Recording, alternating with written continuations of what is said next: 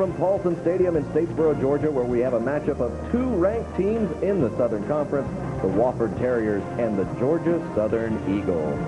Good evening. Thanks for joining us on CSS. I'm Mark Bryant, my broadcast partner tonight, College Football Hall of Famer Tracy Ham. Tracy, glad to have you back in the booth. Mark, it's always good to be back in Statesboro. What a great night for football and two well-matched football teams. Yeah, no doubt about it. Great matchup on both sides of the ball for both clubs. We're looking forward to an exciting one here. Let's start with the quarterback for Georgia Southern, the transfer out of Ohio State, Antonio Hinton. Well, when you talk about Georgia Southern football, the quarterback is a good place to start. And Antonio Hinton is certainly getting more comfortable each week he plays. Now that has to translate into wins in the Southern Conference, which is vital for the team. Now, on the defensive side for the Eagles, it's a lot of seniors and a lot of freshmen. And one of those seniors they'll be looking to for leadership is team-leading tackler Quentin Taylor. Yeah, Quentin Taylor has his hands full tonight because he'll have to stop a very highly talented rushing attack across the ball. He had 12 tackles last week, and he'll have to certainly match that this week in order for them to win. Well, you talk about the rushing attack. It's number 2 in all the country in the FCS for Wofford. The Terriers like to run the ball, and they do it with two big guys right up through the middle, the quarterback and the fullback, Widmeyer and Romero. Well, certainly the history of Wofford football has been running the ball, and they have not changed anything over time.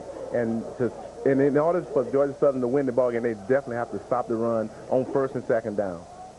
Wofford and Georgia Southern. We're looking for an exciting game between these two Southern Conference foes. You're watching college football on CSS, your source for Southeast sports. There can't be many better settings for college football than Paulson Stadium in Statesboro, Georgia, on a Saturday night working into the autumn here. And I tell you what, a good crowd on hand for family weekend and military appreciation day, and just a fabulous evening. I think we're really looking forward to a great matchup. And it's going to start with the coaches out here. And there's Coach Ayers for Wofford. And, boy, he's thinking run first all the time, isn't he? Run first all the time. You know, this is Coach Mike Ayers' 21st season with the Wofford Terriers. And that is, you know, pretty remarkable in this day and age that you can have a coach that long standing. And you see the record. And he's done fairly well against Georgia Southern, particularly in recent years. Now on the opposite side of the field, you got Chris Hatcher, the architect of the Hatch attack, and I tell you what, he's had some great performances from his guys, and more than a few frustrating ones in his couple years here. Yeah, I think he's looking for consistency. When you have a ball game like you had last week against Elon, you know, you play the games against Austin Peay so you can win those ball games against conference championship. You would hope your team can handle adversity against a non-conference opponent, and then Coach Hatcher would want them to translate that into wins against conference opponents because he knows the Southern Conference is a very tough football conference. Absolutely. Now, I got to ask, you know, there's been folks around Statesboro have had a lot of faith in Coach Hatcher, and they've really believed in him. But how long can that last? I'm serious, Tracy. You're laughing, but Georgia Southern has now lost 4 consecutive Southern Conference openers, to the last 2 of them under Hatcher. Well, I think that I know people in Statesboro, and as we look at the coin toss out there with the military, I think the thing that they want to see is they love points. But at the end of the day, you got to win your ball games at home, and I think that's the critical stage for a young football team to understand that you got to win ball games at home. And if they can do that, they'll be just fine. I think that they're growing, they're young. They do have some seniors sprinkled in there, and that's where you look for your leadership is from your seniors. Speaking of seniors, the senior sport in the Mohawk out there is Chris Covington. Hey, I just love Covington. He's just a hard-nosed. But, you know, when he debuted, he was debuting as he had one of the best first-game rushing in the history of the Georgia Southern. Now he's one of our best tacklers on defense. So what a versatile athlete Chris Covington is. There's the living mascot of the Georgia Southern Eagles. Such an impressive fly-in today. In fact, a little extra impressive. The Eagle did an extra swoop today. And he must feed him something really good because he almost like he wanted to go hunt his own game, and then he came back, well, I guess I'll take the one on the hand today. So that's a beautiful sight, though, isn't it, watching that eagle fly in? It give you just a quick little chill seeing that. It is most impressive. Of course, equally impressive here on Military Appreciation, the a helicopter flyover, not just over the stadium, but pretty much through it. Through the stadium, yes. And that, I tell you what, the guy hanging out the tailgate there, I know they don't call it a tailgate, but he might have wanted to tailgate with us down here, but that would be the scariest part for me, is hanging out the back of that shop. Well, they've set it up here, and it appears Georgia Southern has won the toss and will take the ball. So the Terriers will be kicking off to the Eagles in just a moment. Mark, I think one of the things we have to look at here is the time possession of the ball. I think that's going to be critical for Georgia Southern, is to try to get out early so that they don't allow, anytime you play against a running football team, they just eat up so much of the clock. And that will put you at a real disadvantage from an offensive standpoint, because you'll start doing things that you don't want to do because you're being pressing into playing the game. And I think from the Wofford side, that's exactly what they want to do, is they want to eat up the clock. And so that's probably why Georgia Southern took the ball first. Well, Georgia Southern won the toss last week and deferred. They win this week and take the ball. So well, you know, there's a difference already. It's a difference already, because last week they playing a throwing football team, and this week they playing a running football team. So you can see the coaching philosophy. You can see Coach Hatcher has a really good understanding of, you know, according to the opponent he's playing, how he has to adjust. Back deep for the Eagles, you see number 6 and number 9, Samir Baker, freshman out of Valrico, Florida, and Daryl Pasco, junior out of Clearwater, Florida. They will be watching the kick coming from the freshman, number 61, Carter Stinman of the Terriers. We will call the numbers of a lot of freshmen on both sides of the ball. We are ready, set, and underway in Statesboro.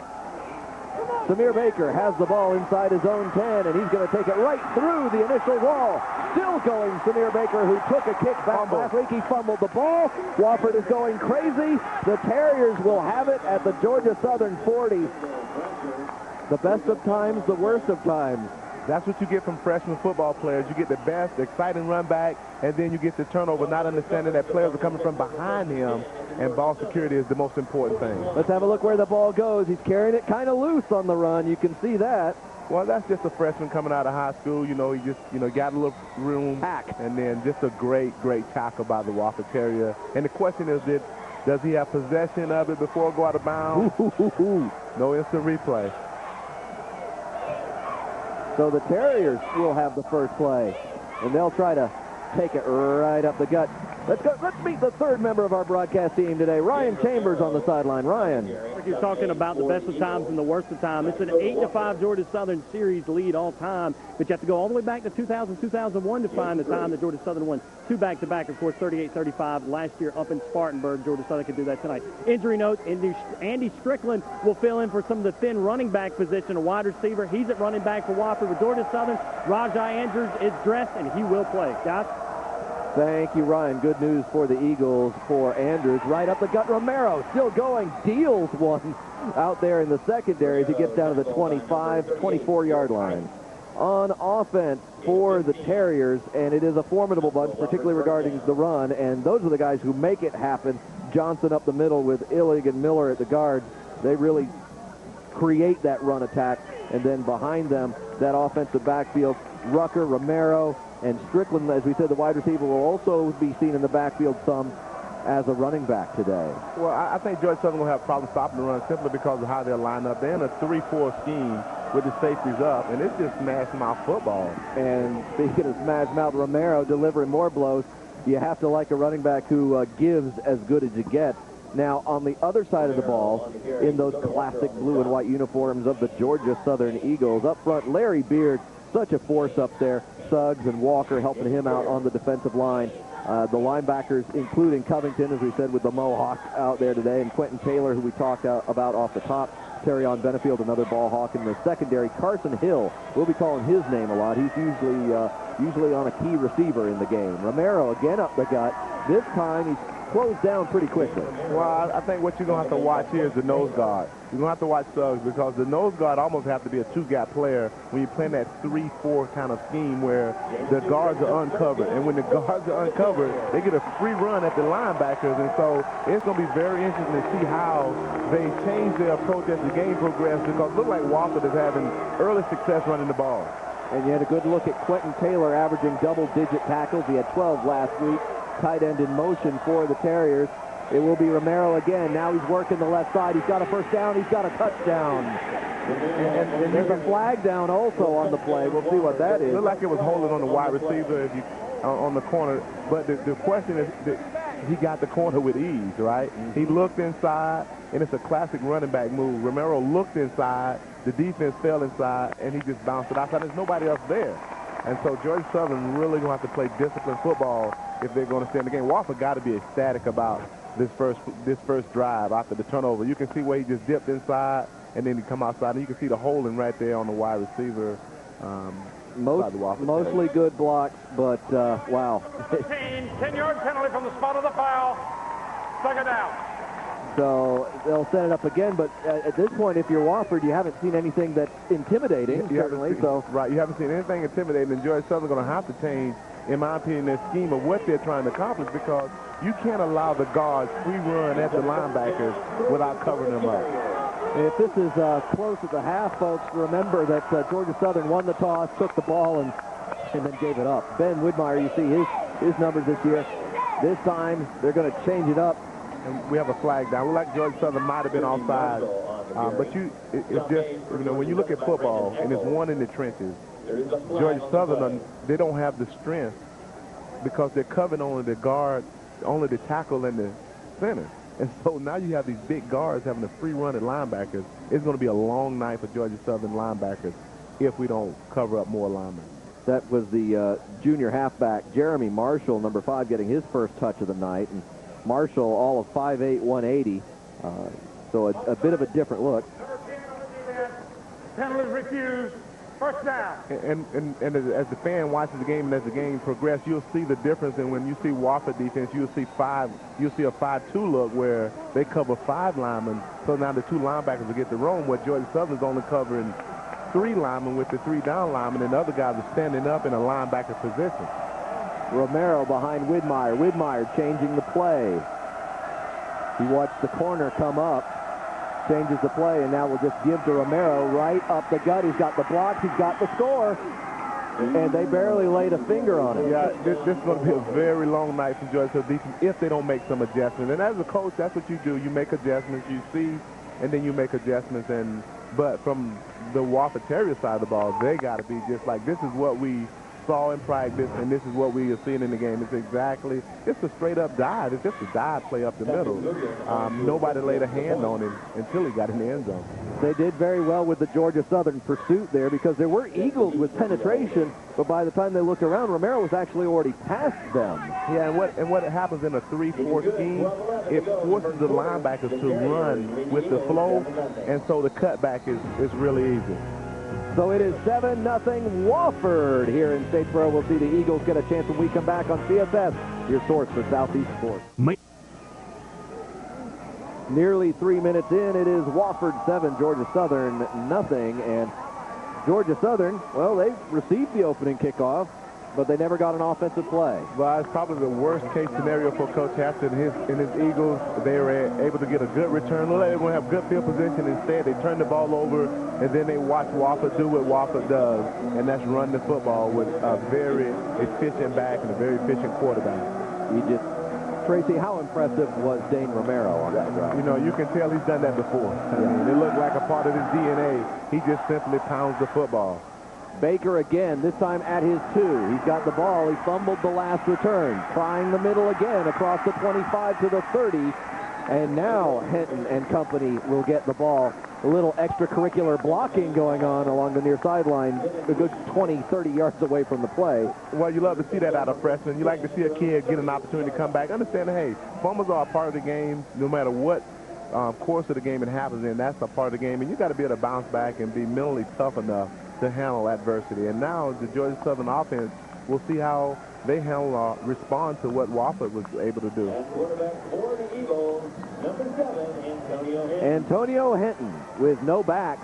He's got 3 wide left. Now Samir Baker will come back and join him.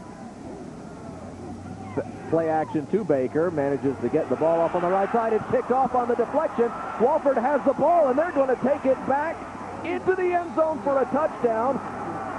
Georgia Southern has had one offensive play, 2 turnovers, and they're down 13-0. You talk about worst-case scenarios. I meant that was the worst-case scenario. That's even worse than the first scenario. That was even worse than the first scenario that happened. Turnover for a touchdown. Wofford is just really, it was almost like they was in the playbook, man. They were sitting on the roll over the top cover 2 look. You'll see just a little hitch route, and the corner comes off and makes a great play. My goodness, the Terriers have scored twice in the first 3 minutes and 5 seconds. The point is good. The lead is 14, and that's essentially spotting the visiting team 14 points before you get a try on offense. One more look, Tracy. Let's talk about this pick. Well, it was just the quarterback never saw the cornerback, and it was a roll-up coverage, and the cornerback just come off the wide receiver and just make a great football play. As a quarterback, you got to be able to see a pre-snap read of the coverage and then go from there. So, young football team. Wow. How do you respond to this? We'll see. Yeah, it's an interesting question. And one thing they're getting work on is kickoff returns. It's 11:55 to go in the first, and this will be their third. Well, I tell you what, Wofford, you can tell they've been well-schooled, well-coached. They have a good, sound understanding of what they want to do. And Georgia Southern does not seem at this point to find a rhythm where they only had one play on offense. Defensively, they couldn't stop the run. So there's a lot of work ahead of Georgia Southern and their football team tonight. If you're Coach Hatcher, you got to be going out of your skull right now. You just come off a game where a few plays done right make all the difference, and you could have won that game and been 1-0 in conference. Instead, you lose that game. You want the guys to be crisp coming out for this one for sure, right? You certainly, if you put yourself in jeopardy if you don't get this conference game, and now they've dug a hole because you're not going to get into the conference. You won't get into the playoffs if you lose 3 ball games, I don't think. The kick is away, and they're putting it toward Baker one more time at his 5. Bobble, but he's got it past the 20. He tries to get a little too fancy, and there's a wall of white and gold. And that's what you don't get out of freshmen is consistency. Right there, you want a clean catch and just get the ball upfield, stop the bleeding, and he tried to do something fancy and was able to just get back to the 20. So this is when a young ball club really, they're tested. They're tested, and these moments here, you determine whether they're going to be good football players or average football players because they have to do a better job of handling. Well, there's Hinton coming into the game. You can add another pick, but his performance overall has been good this season. He certainly has been very productive, and here he's going to call his own number and blast the first man to try and hit him, take out a little frustration perhaps, gets to the 30, and should be a first down. Well, the first thing you notice about him, he's a big kid. He's really a big kid as we look at the Georgia Southern lineup. Yeah, speaking of big kids, Dio Herrera and the offensive line, that's a good core there. They should be able to create some things for the Eagles. Barney and Baker are going to help out for Hinton, and you see the receiving core as well. And they're going to be called upon here. He's going to check down to Baker. Gain of about 4. And that's good leadership by your quarterback. You look downfield, there's nothing there. The offensive line done a great job, and then they drop the ball off to his outlet valve. And that's getting that Hinton is understanding the offense. When you can find that release valve, that means you're starting to understand the offense now. So that'll make it 2nd and 6. 11 minutes to go in the opening quarter, and Georgia Southern playing a little hurry up here, already down 14. Baker's got it. He turns the corner. He saw a little green right there, and it closed quickly. Now let's talk about the Terriers on defense. Good bunch over here as well, and you can see that by the early going of this game. Big guys up front for Wofford. There you go. It's the defensive line.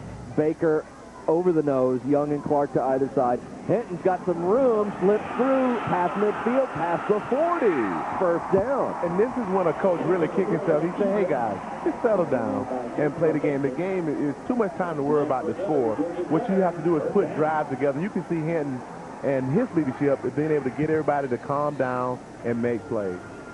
And Georgia Southern going right at Wofford. Hurry up offense inside the 40 now, looking to the sideline for the play adjustment.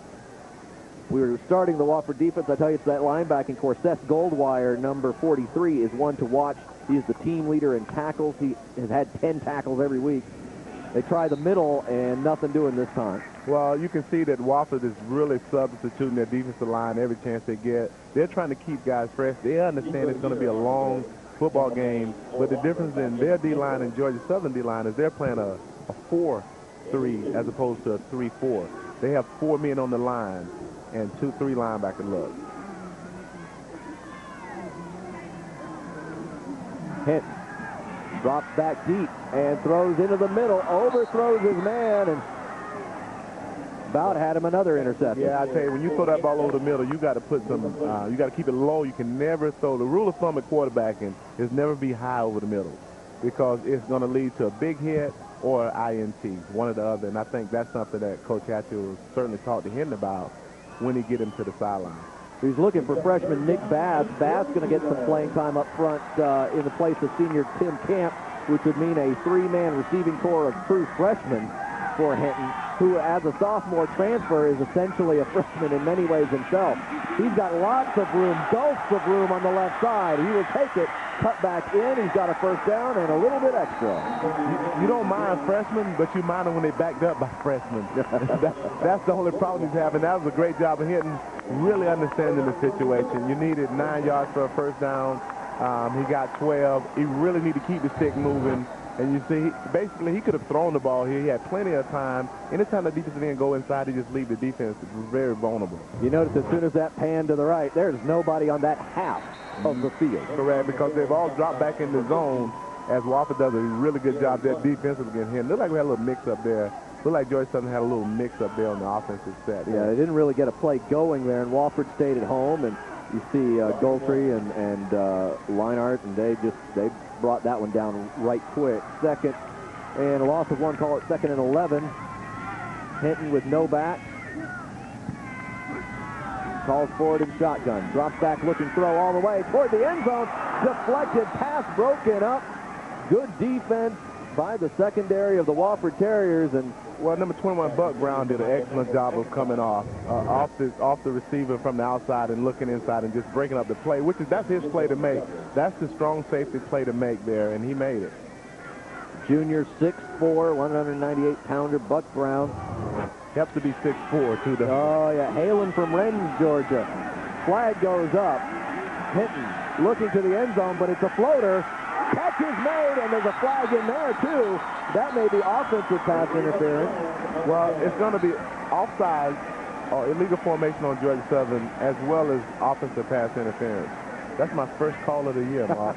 Just go out there and be both. Double flags on GSU. I don't think they got set. Georgia Southern got set offensively. And so now they'll drop back 10 yards and do another play. But I was a little concerned about this play because he threw it up. You know, and that's you've driven the ball down the field. You just don't want to give it away on turnover. You don't want to give it away, give points away. Yeah, it's going to be offensive pass interference.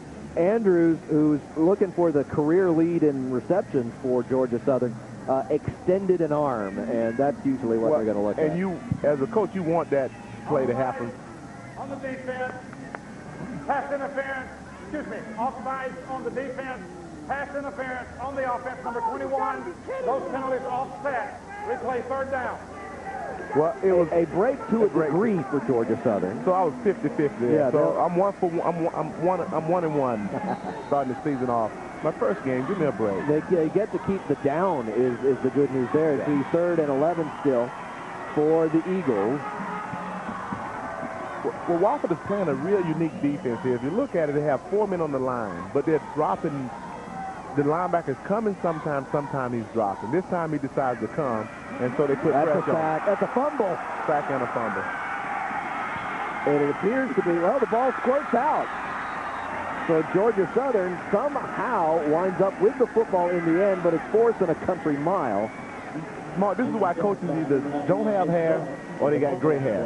One or the other, because it was a great drive going down the field, and then you start making mistakes. They brought 4 and got pressure on Hinton there. I think it's number 51. 91, Mitch Clark. 91, Mitch Clark. He had the dream there. He saw quarterback blindside. He gets the sack and the fumble. It's going to be a punt now for Georgia Southern. It's Southern Conference punt leader, Charlie Edwards. giving that one a pooch, trying to get that one in close. It'll bounce into the end zone. And with that, we are under 8 minutes remaining in the first quarter. 14-0 Wofford. You're watching CSS, your source for Southeast sports. And talking football on CSS. Don't miss it Sunday night, the Ultimate Football Show for the Ultimate Football fan. Get the engaging discussions, player interviews, live viewer calls. If you want to stay on the pulse of college football, tune in every Sunday at 8. You can also catch the Talking Football Preview Edition every Thursday at 7, only on CSS.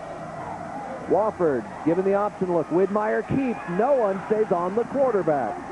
Georgia Southern has a couple areas they got to fix, right? As the game progresses, it'll be interesting because if they don't fix them, the score will be a blowout completely. Now, Wofford, they're doing exactly what they wanted to do. They're executing their game plan to perfection. When the ball carriers run the ball, he's basically scot-free. And so that's a sign that the O-line's blocking well, and they're getting exactly what they thought they would get. Okay, here's Widmeyer under center. 1st and 10 at the 35. The misdirection going on there, and Widmeyer kept the ball and brings it to midfield. Georgia Southern played for the fake up the middle. Well, when the Georgia Southern fan look at that set, they'll think about old Georgia Southern football because it was a one-back, two slot backs and 2 wideouts. That's the old spread option that they used to run.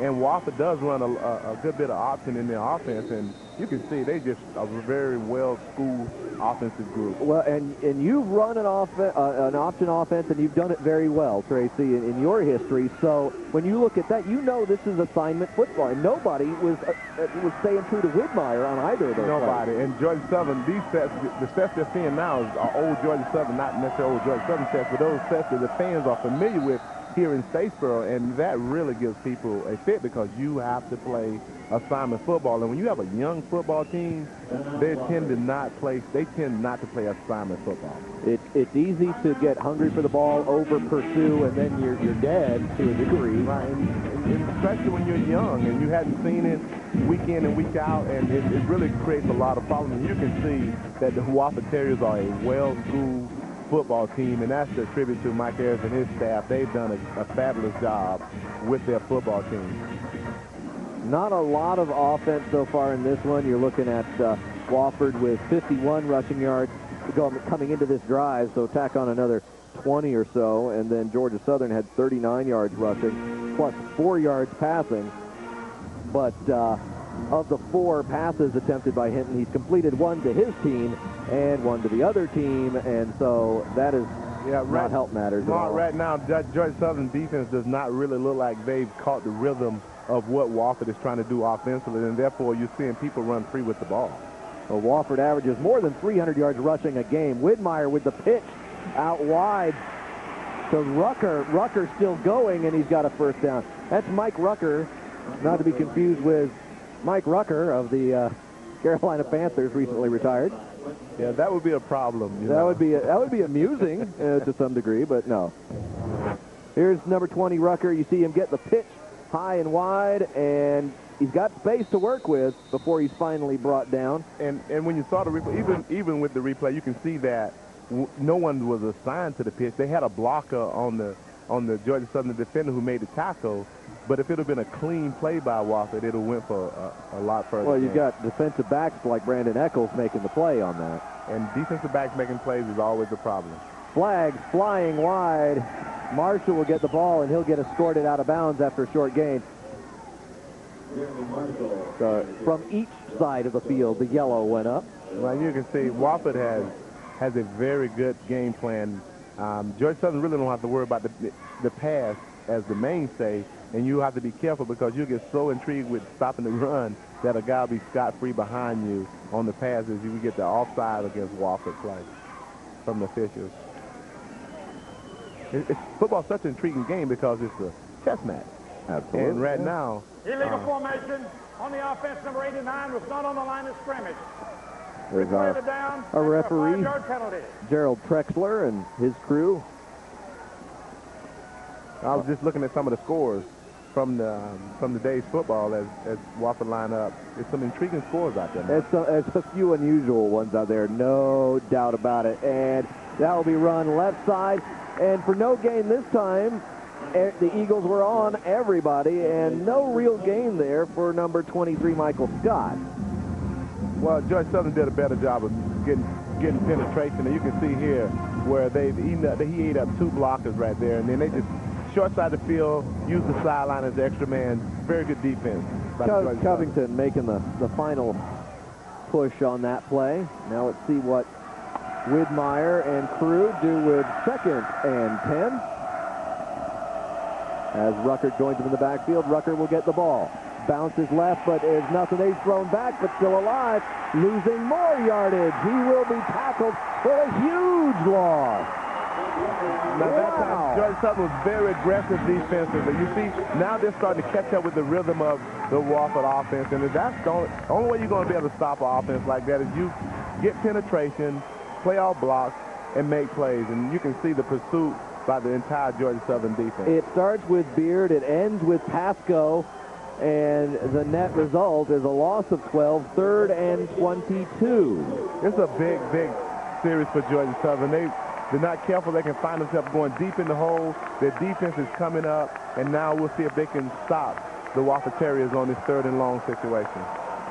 Widmeyer calls for it. They're going to stick with the run, and Widmeyer calls his own number. Nothing doing. A conservative call by Coach Ayers as they'll punt the ball away, leading by 2 scores. And if I'm Coach Ayers, I'd make the conservative call as well. It's a good call. That's what you do. You run the football. And you can see here they're not taking any chances, just running the ball downhill. Nothing that can get the quarterback in trouble. And Benefield and Walker combine for the tackle. 4th and 17. 4 minutes and 15 seconds remaining here in quarter number 1. Let's see if they let the clock expire and take the 5 yards to give themselves a little more room. They'll take the snap, and the rush is on, and Pasco brushes past. No flag. Good sales attempt by the punter. It was a bad. I guess it didn't work. 14-0 is our score. You're watching CSS, your source for Southeast sports. Terriers and Eagles. Southern Conference matchup. Georgia Southern Paulson Stadium. The Eagles with the ball. New quarterback. They've changed to Chappell. And his first play is a pass, a completion, and a first down. So a bit of a change-up here being delivered to the Wofford defense. And well, I'm not sure there's anything that Hinton did wrong as opposed to Coach just wanted to give a different flavor to the offensive staff. They really did a good job in the last drive with Hinton. And Chappell is very capable of running the offense as well. Lee Chappell, redshirt freshman, will keep the ball, and he will be met with gold wires, the tackler, the leading tackler for Wofford. He knows how to finish a play. Wofford loved that matchup. Yeah. Gold wire against Chappell. Wofford will take that matchup every day. Defensively, Georgia Southern did their job. Now offensively, we'll see if the offense can do their job to get Georgia Southern back in the game. Wofford, they really want to try to continue to put pressure and force Georgia Southern into making mistakes. It's Chappell. He was the starter day 1. Was taken over by Hinton in practice after the first week, and Hinton had held the job up to just a moment ago. So it's not necessarily that Hinton is not going to be the starter anymore, but certainly they wanted to give a different look to Wofford's defense, try some different things. And just watching Chappell play in practice, I've seen him practice a few times. He really has a good command of putting the ball in great spots for people to catch the ball. And he's looking to throw again. He's got a man. He's got another one of his freshmen, and a great completion to number 84, DeMarcus Watts. Watts, Bass, and Russ, the freshman receivers out there, and there's DeMarcus Watts, number 84. The flag on the field. You can see here, if you watch the pinpoint accuracy of this ball, it's exactly what a receiver would want it, so he can run, catch and run.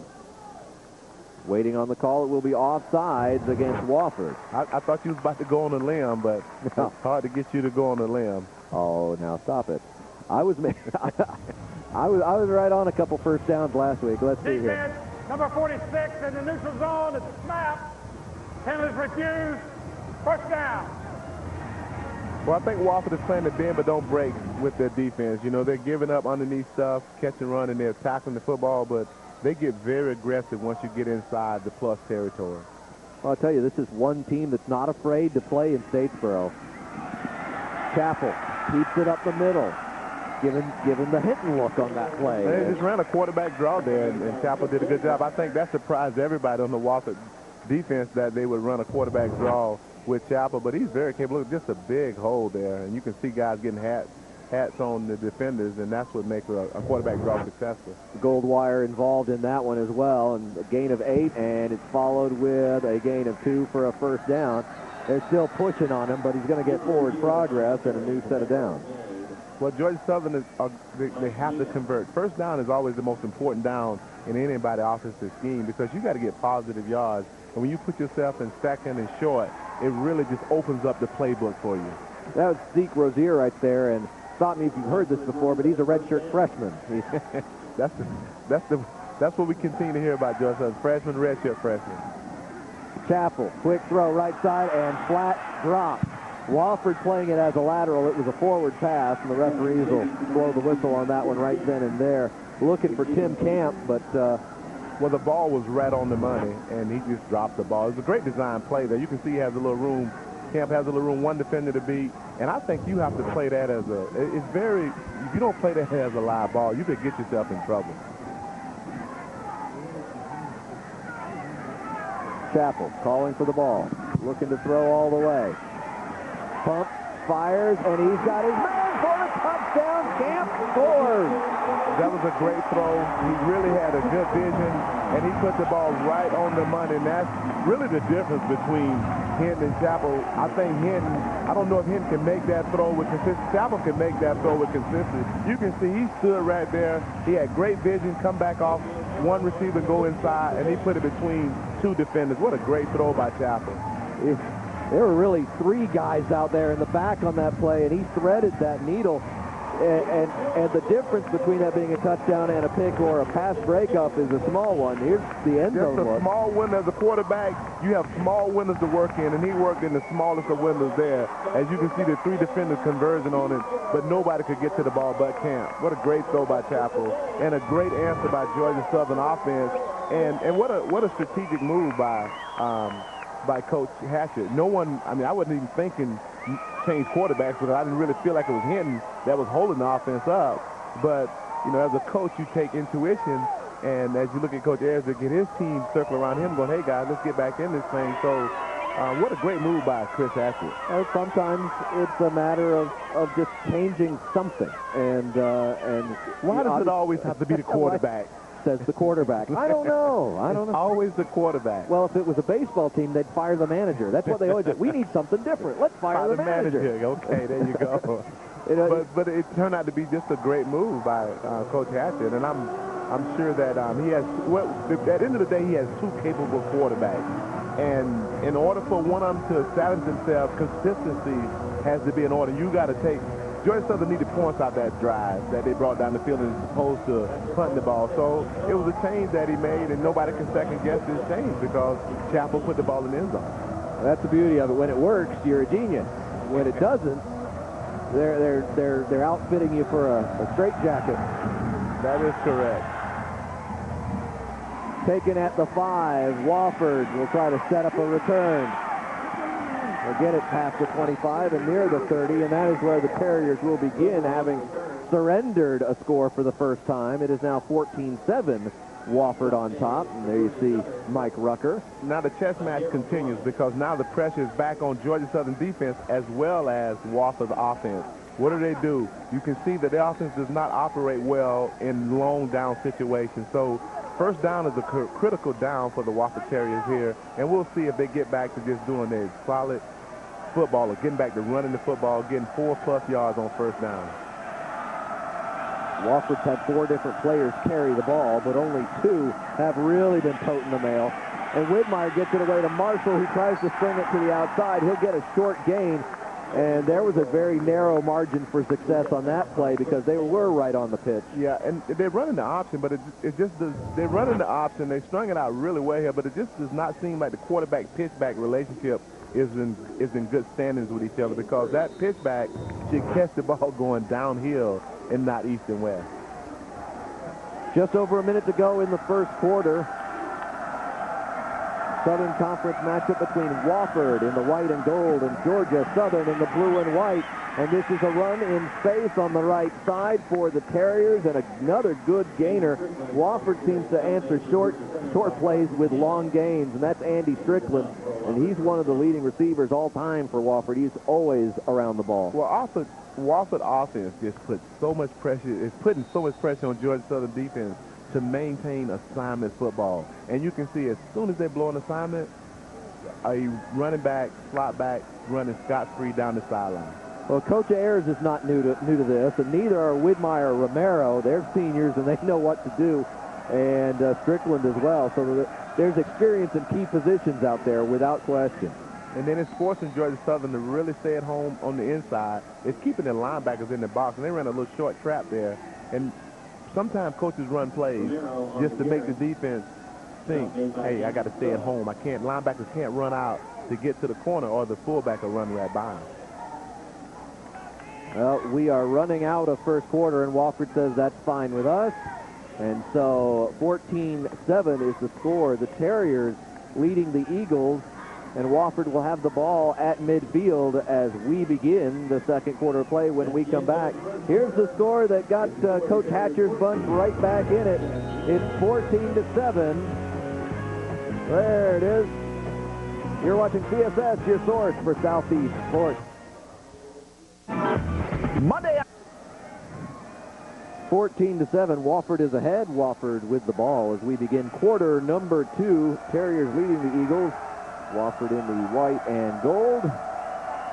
Georgia Southern in the traditional blue and white. And Wofford will test the middle again. And this time, nothing doing really. It will be 3rd and about 4. And we've got Ryan Chambers on the sideline with a report for us. Ryan?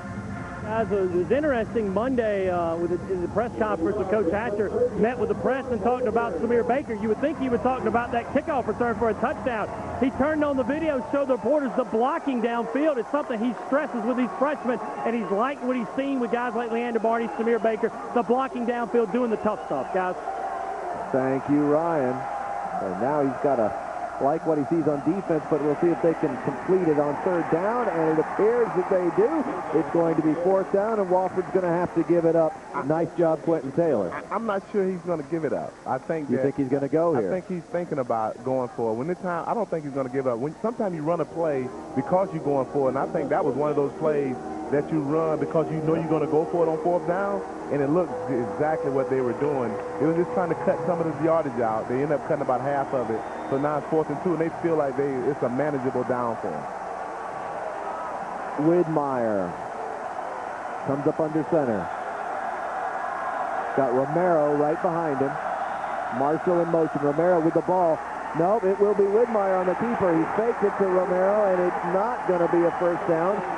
Well, it will be, but it's for Georgia Southern. Well, it's a gutsy play, but you can see it coming from the Wofford staff. And sometimes when you run the ball, great pursuit by Georgia Southern there. Everybody just played good assignment. Now, that time they played a good assignment football. And so what you get is when you run the ball so well, you kind of think that you can do what you want to do because your line is controlling the line of scrimmage.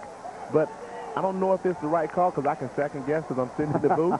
But punting the ball would obviously been the right thing to do. In the football, when you talk about sound football, you punt the ball. But then, Coach Ayers been in it a long time, and he knows a lot better than I know. Chappell rolling right, getting pressure now, and he's going to be dragged down after a good gain, though. It's a gain of about 8 or 9 yards. I think that's all Coach Hatcher looks for out of his quarterbacks is just good decisions. That was a very good decision by the Georgia Southern quarterback. And right now, the Wofford Terrier defense is a little on their heels a little. They were given 2 just gift field position and a touchdown. Now it's getting down to the blocking and tackling, making plays. And let's see if Wofford can get back in the game get back to their sound defensive philosophy. Well, it's been a whole week watching film of Antonio Henton. It is like, who's 14? Well, he's certainly been in the plan for Georgia Southern. Chappell has been very consistent with what he does. He got nicked up in the Georgia game. And you can see right here where the penetration beats any offensive play. and they had great penetration by the Terrier defense that time. Yeah, Rozier could just not break the 45 there, and they're going to need one good full yard to get a first down, and Chappell's looking to throw for it. Flag is down. He can run for it now. He'll have the first down by distance, but we'll see if it'll hold up with the call. Well, that flag is generally in the area of holding. Now, I'm going to go out on a limb. I know you don't like going out on a limb, but I think it was holding against Georgia Southern. That would be a prudent guess. Let's see what the men in the stripes have to say. They look ready to march one off here against the Eagles, but now I went out on the limb, not you. Now you going out on the limb after I've gone out on the limb, and it's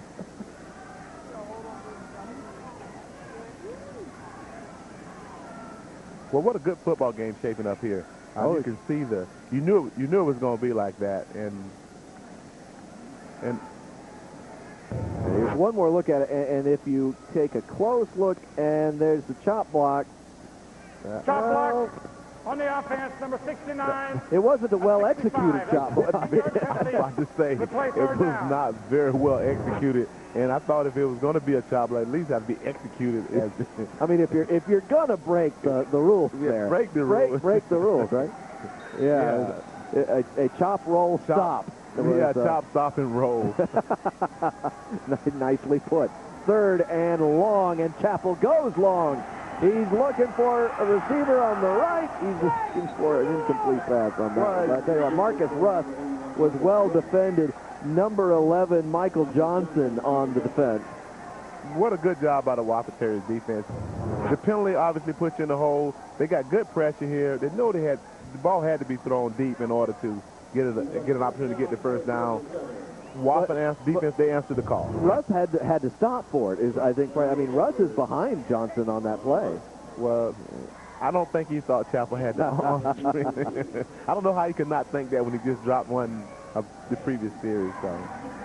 4th down, punt on the way now. Back deep, number 17, Andy Strickland. Makes the first man miss, and the second. He will pull it across the 30 to about the 32.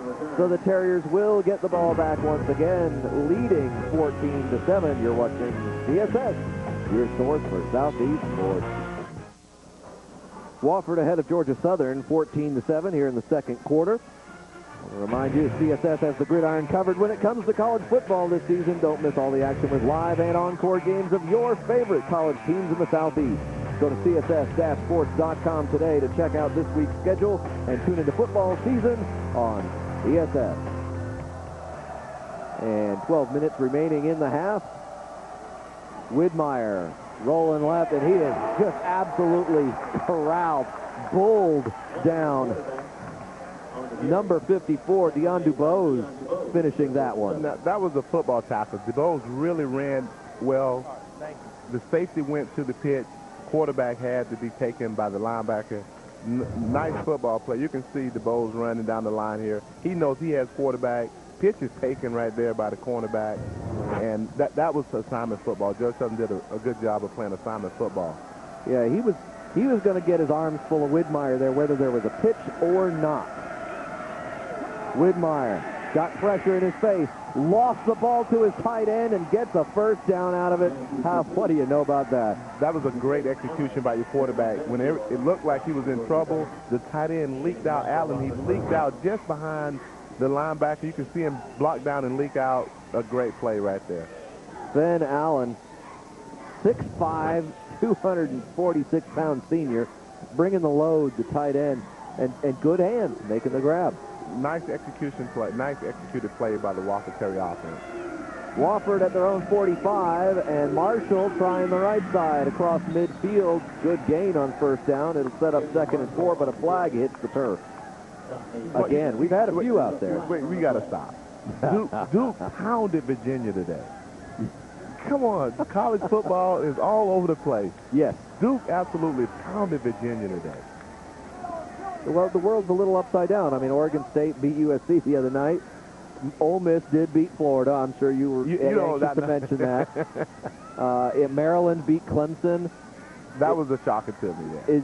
I'm sorry. At Clemson. Is it opposite day? Did I miss something? Is there? Face mask on the defense. But I'm saying Duke absolutely pounded Virginia, and you got to be just first down.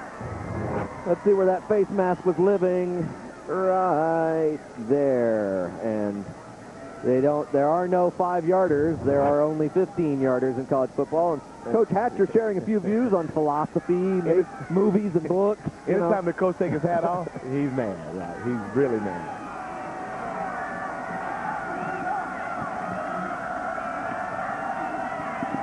Pitch to the left side.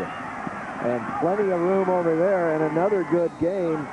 Number 23, Michael Scott, freshman, 5'9", 205, will bring a good load for his height.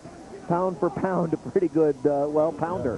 Well, you can see, Wofford, they continue to put, now they caught Covington in no man's land. He either got to take the pitch or take the quarterback. If he don't, the Wofford Terrier offense are going to just completely run through the Georgia Southern defense. And once again, you play assignment football sometimes you don't, and then therefore you find yourself on the back end of a long drive. This has been a long drive for the Wofford Terriers. It started at their own 20. Covington and Eccles combined for the tackle because it was fairly obvious that one person was not about to bring him down. No gain on the first down follow-up, though. But I like Wofford's answer here offensively. Georgia Southern was getting some momentum. They were getting back into the rhythm of the game, and they've just killed all the offensive momentum for Georgia Southern because they've been on the field here for, can I get a time check on how long they've been on the field? It seemed like forever here in this quarter here. Well, this drive has been going on for a good while on Wofford's behalf, and they are about to enter the red zone or strike for it all. Widmeyer looking end zone for Marshall. He underthrows his man, and it's a fight for the ball, and a flag sails from well across the field. The thing about the Georgia Southern fans is they're well knowledgeable football. Now, the reason they wanted that flag thrown was because Georgia Southern was throwing a flag in the end zone for offensive pass interference, and they were going, that's the same thing happened to us in the end zone. They got to be offensive pass interference. And Coach Hatcher not being shy, he's pointing, take the penalty, push him back, take it, push, push, push. And there you see it. He was a good 5 yards onto the field, indicating that I want the penalty. Russ, move him back now. Was his hat on or off? His hat was still on. Still on. So it was in his favor. 15-yard penalty, previous spot, replaced second down. You got to watch how far you go onto the field now, though, too, because there's no more sideline warnings. They'll just issue you a penalty right then and there. I think they're having pretty good leeway with that one because either coach could have been penalized for that one at any time of the game. So the officiating has been real lenient on that call there. Second down and half pass forever. It's 2nd and 25 from the 36. Well, they'll just try to get half of it back here. Not all of it, just some of it back. And right there you can There's see. Widmeyer. He's got room. He makes one and two-man miss and tries a pitch, a very dangerous move. Manages to get back on the ball, but that was not smart football. That was not smart football, and plus there's a flag on the field. Again. One more time, and Widmeyer, so far so good. This is played just according to plan. This is, I'm going to do a little too much. You're down there. That's the way I see it. He's trying to get it I off say back on Widmeyer, it's Allen. My mistake, it's Allen in at number 9, so another quarterback switch. Widmeyer was out, and it's been Allen for a few plays on this drive. I wouldn't be surprised. 6 for 9, 9 for 6 there. I wouldn't be surprised if you see Widmeyer back in the game after that play. Yeah, that one could have been, that one could have come back. You see, Ayers not too happy with some of the things going on. Well, but once again, you can see that it was just clear daylight for Allen to run the football, and Georgia Southern continues to play consistent assignment football. Sideline interference on Wofford, 5-yard penalty, third down. Sideline interference. Now, that's not the call. That is the former sideline warning is now sideline interference penalty, and they gave it, and Wofford gets the call. As I was saying, we've seen Hatcher well out toward the numbers on the field, and that is within the officials' authority to make that call if they wanted to. Well, the officials got all the authority. Well, yes, they do. That's why they get the Purdy striped shirts, my friend. Big down for Wofford Terriers offense, not to make a mistake and force it, but try to get themselves in the field goal position. Mitch Allen with the throw, and he's going to try to get at least a good bit of it back. And it was absolutely the perfect play call. you're not trying to, obviously it's too far to go for the first down. Fourth, it was 3rd and 23. And just get yourself in a position to kick the field goal. That's Steve DeVitt out of Irmo High School in Columbia. Getting his feet down just inside. It's going to be a field goal try for the Terriers. They're going to try and get a 10-point lead off of this.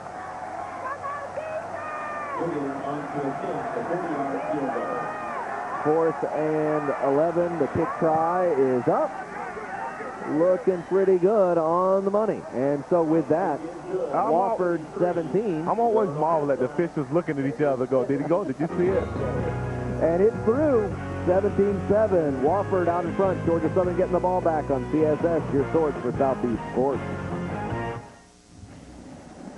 The Wofford Terriers kick a field goal and push the lead for the visitors from Spartanburg to 10 points over Georgia Southern. Eagles on their home field here, Paulson Stadium, Statesboro, Georgia. And there you see the Wofford Terriers.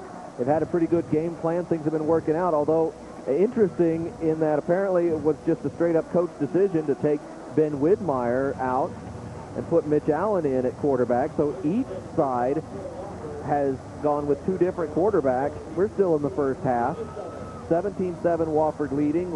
What do you make of the dynamic of this game? It's a little strange out there. Yeah, it is, because the Georgia Southern side I can somewhat understand, but the Wofford side I have no understanding of that one, because I think that you have to, their quarterback was playing well. He was playing really well.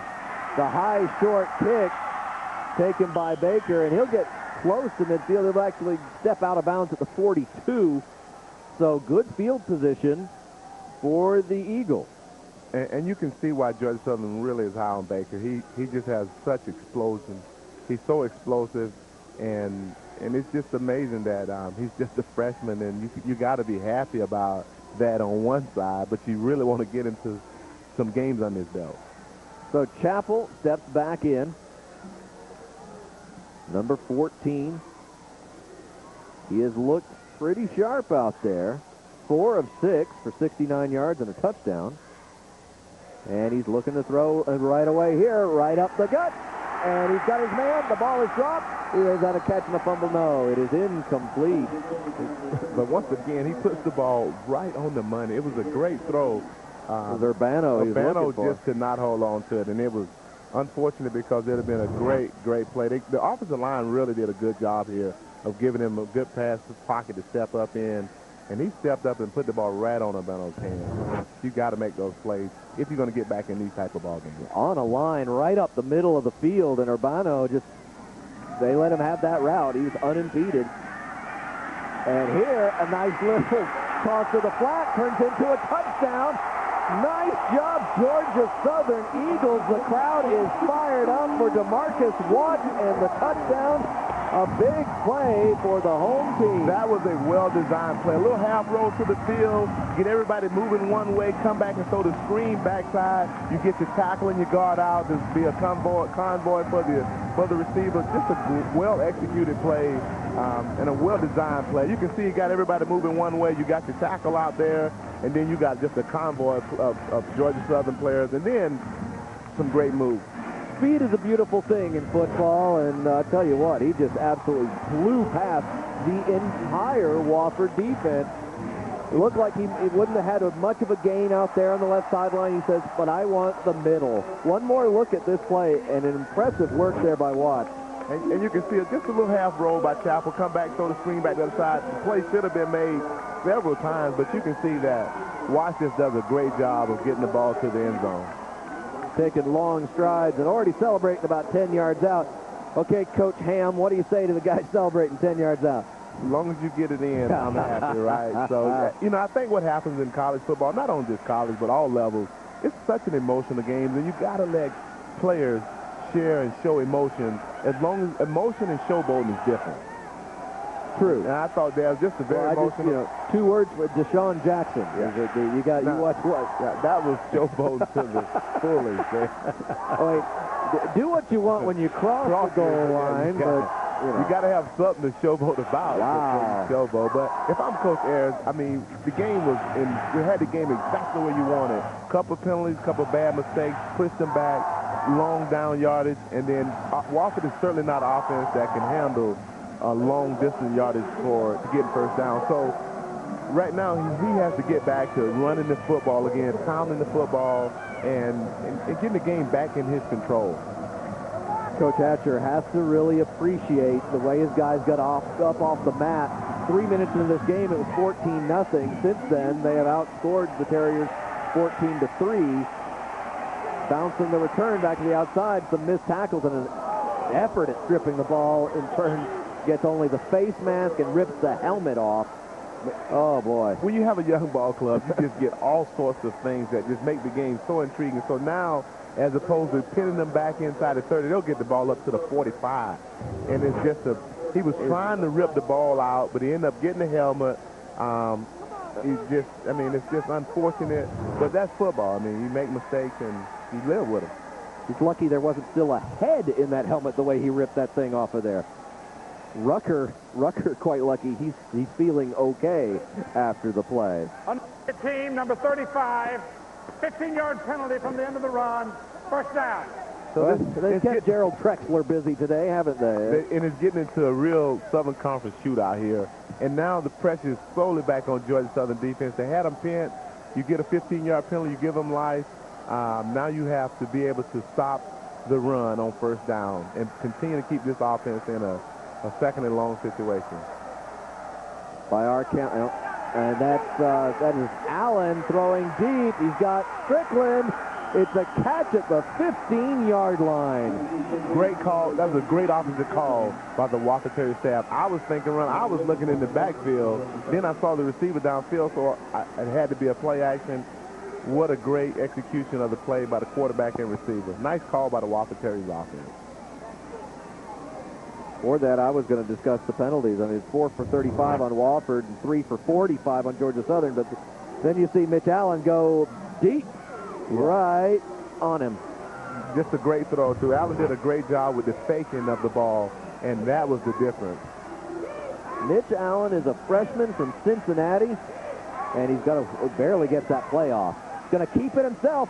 He could score. He's going to get tripped up inside the 5, and that was the only man who was going to get him. Whatever momentum Georgia Southern had is gone now.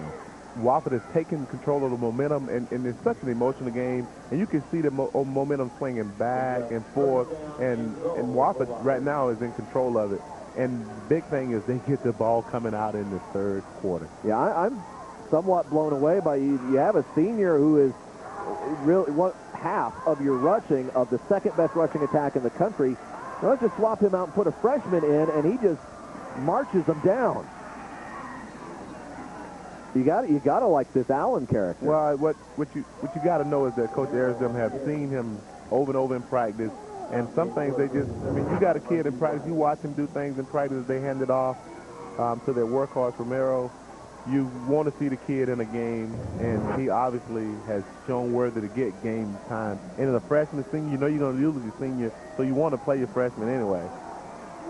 Well, Deuce is wild. Second quarter, second down, 2 to go from the 2. And Romero pushes, scores. Wofford answers and takes. I tell you, Romero is the real deal. He's very patient runner, very strong runner, and he picks his way very well through traffic. And you can see there, he just handled the pressure. He out wide, just a great job getting the shoulder pass down, getting the ball in his zone. That's a great football play. I mean, contact is made yards out, and he still gets that ball across. He's such a strong runner. What a nice job by the Wofford Terrier offense. They came back and answered the bell that round. Wofford with a clear answer and a 10-point lead again. The Wofford Terriers up 24-14. And you are watching CSS, your source for Southeast sports. 24-14, Wofford on top. And well, just when you thought it was safe out there, man, they are going right after each other. Georgia Southern put a score on the board, tighten it up, and Wofford says, thank you, we'll respond in kind, quickly. It was a very aggressive play calling by the Wofford Terriers offensive coaching staff, and I think it caught Georgia Southern, certainly caught me off guard, but I think it caught Georgia Southern and their staff off guard as well. Daryl Pasco will take the return from about his 15. He's got some room. Going to take it to the opposite sideline. He's out to the 40, getting close to midfield. He'll go out of bounds at the 44. What great field position.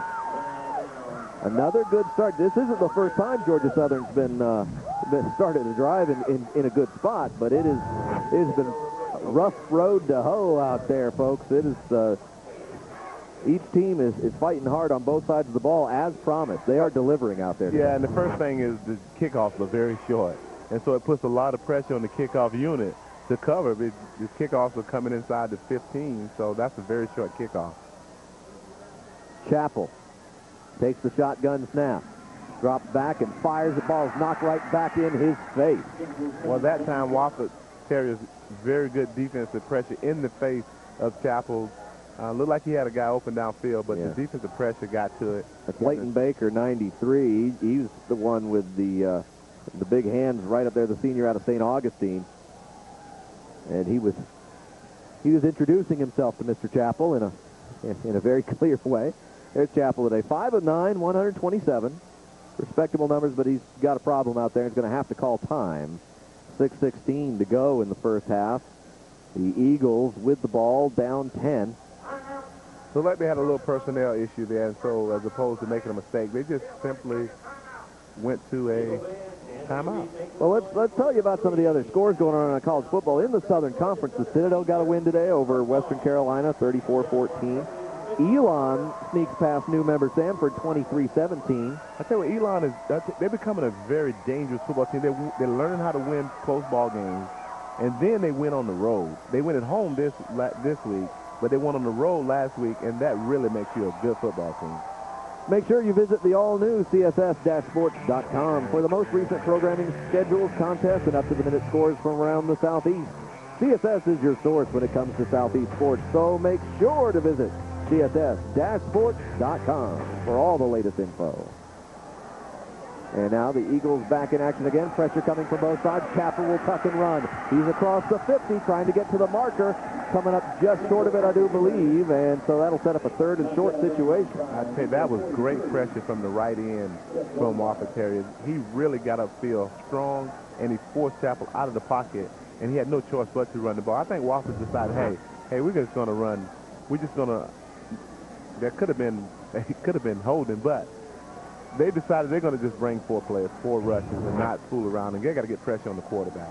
Matt Norsha bringing the key pressure on that play. This is a run all the way. Chappell trying to get that first down, and does. So a new set of downs, move the sticks, and first and 10, Georgia Southern in Wofford territory. You thought you was watching Tim Tebow then, just run the ball right down the pipe. That's what looked like one of them 40 plays. Was just a run as a lead. And is supposed to have Tim Tebow. You're just trying to make me think about that 31-30 game, aren't you? I'm pretty sure you've thought about it a long time. Yes, I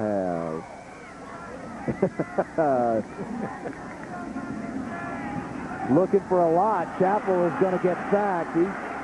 He didn't have the man he wanted when he wanted him, and he had to eat that one. Well, quarterbacking, you've got to understand the situation. There, you throw the ball out of bounds and get it out and come back for 2nd and 10. As opposed now, you can see the pressure that Wofford got up there. They've started to bring a little more pressure and get into the quarterback a little better. But that situation that you really would like the quarterback to throw the ball out of bounds as opposed to coming in at 2nd and 18. That's the situation that Chappell and company find themselves in here. They'll get an adjustment on the call from the sideline. Under 10 on the play clock. Still plenty of room here at 2nd and 18 from the 47. They're back on their own side of the 50.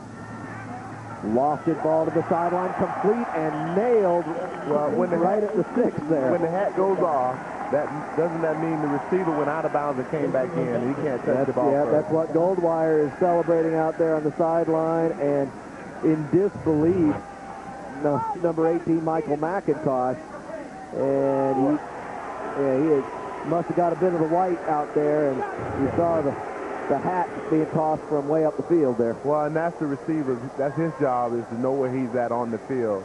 And the defense used the sideline as the extra man, so that's really good defense by the Wofford Terriers. Unfortunate for Georgia Southern because it's a well put together play, and yeah, he just nicked it right before he right before he jumped on that play. And so third and long, and pressure collapses the pocket.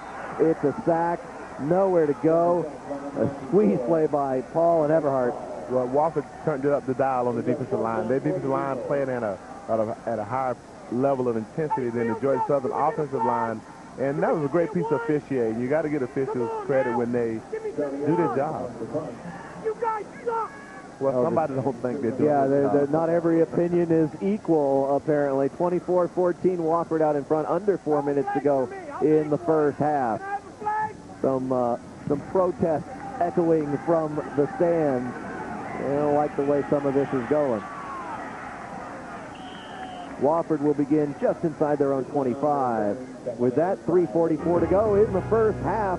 Wofford 24, Georgia Southern 14. You're watching CSS, your source for Southeast sports.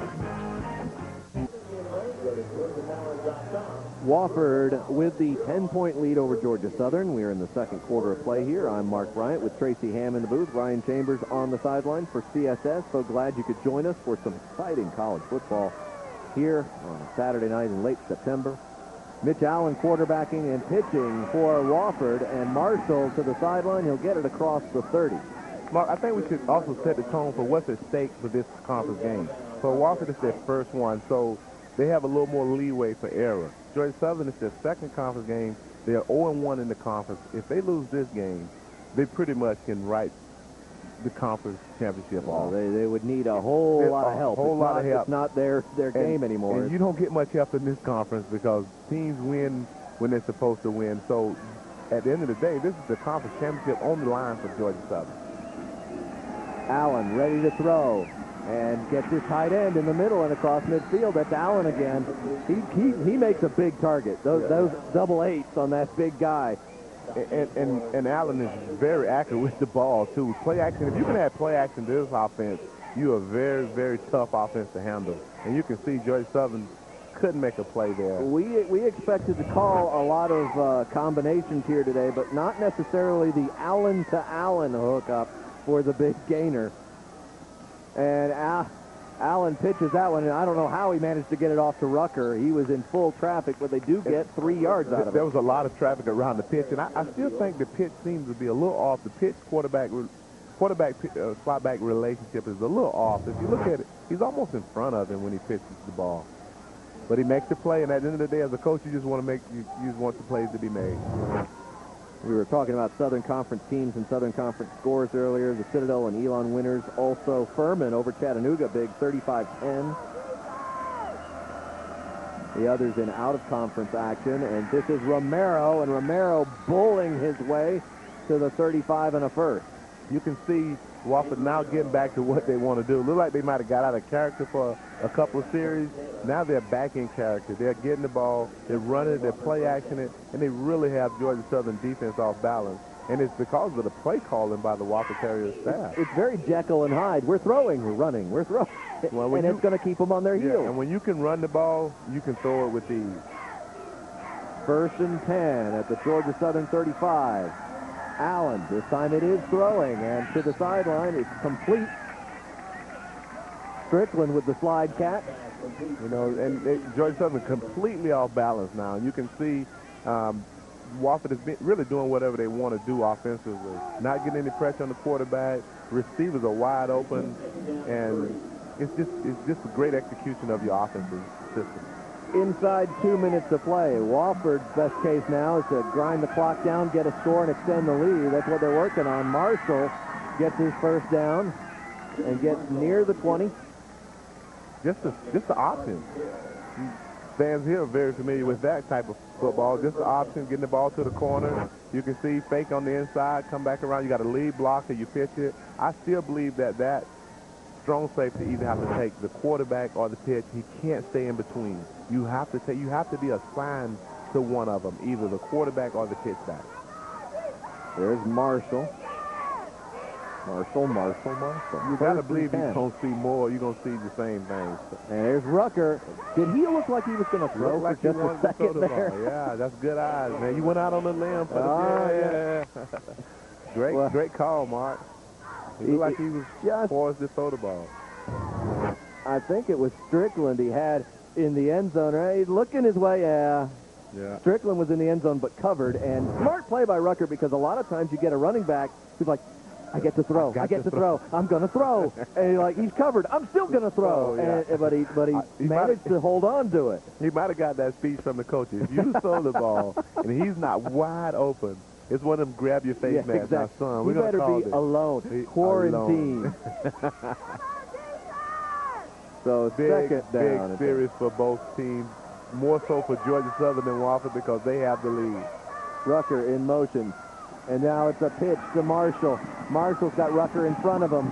He gets it inside the 15. But that clock continues to roll. Perfect. That time they took the quarterback. They put Allen on his back, and he made a good pitch. But it was in a situation where Georgia Southern now can pursue the football. It's not where you're in between. You got to hit that quarterback and not allow him to pitch it without getting hit. So that should set up a 3rd and 3. And timeout. Timeout for Wofford, yes. With 1:17 to go in the second quarter. Timeout. Wofford, second timeout of the half. It'll be a 30-second timeout. Other scores of note, App State leading Presbyterian 17-7. P-Season about playing a Southern Conference schedule before they get into Big South play. And in the Big South, Charleston Southern, who, by the way, playing their first home game of the season today because their previous home game against Wofford was moved to Spartanburg because of Tropical Storm Hannah. So Charleston Southern may be one of the, if it's not the latest home opener in the country, it's got to be one of them. And they beat North Greenville 27-0. Gardner-Webb home against Sam Houston State in an interesting intersectional. Sam Houston coming out of Texas and all over Gardner-Webb right now, 49-16. All over Gardner-Webb. Running Bulldogs may not be doing so much running against the Bearcats today. So here's the big 3rd down play. Romero blasting to the 5, and the ball is loose. They're saying he's down. The whistles are blowing, and Georgia Southern trying to create a bit of a movement for the turnover. Yeah, but I thought he was down. That's a good call. He was down. If you look at it, who else are you going to go to when it's 2nd and short other than your big back? Covington. You were saying? I was saying that you said that it was. And Allen makes the pitch. Marshall met hard at the 5, stretches it to the 1. That's good hard-nosed offensive football. The guys from Wofford, the offensive line, love this type of football. They really just get to play smash-mouth football. I tell you now, that was... Second down. Are we thinking about bringing... Coach Hatcher has to be beside himself. He thinks he had a play. They don't. Now he's looking at going down even deeper on the score with an easy touchdown. And a blast. Romero. They were looking for misdirection to Marshall, and Allen knew as soon as he gave it to Romero, he started jogging off the field. Right. Romero, he does a good job of getting his pad level down. I thought Allen has done a good job managing the offense since he's been in the game. I don't think anybody could question that. He was coming into this drive. He was 3 for 3 passing the ball. They're running the ball effectively all over the field with Romero and Marshall and Rucker trying to extend the lead now. The kick is up and good, and 31-14. First, let's look at the touchdown. Here's Romero, and this is just like hitting somebody with a hammer. Quentin Taylor couldn't stop him himself. He could not. He had a block in his face, and Romero coming at him. What do? And we're just over 30 seconds left. Setting that up, though, was a very interesting play, and we need to see this one more time. Covington is going to hit Romero, and the ball is coming out. It's out.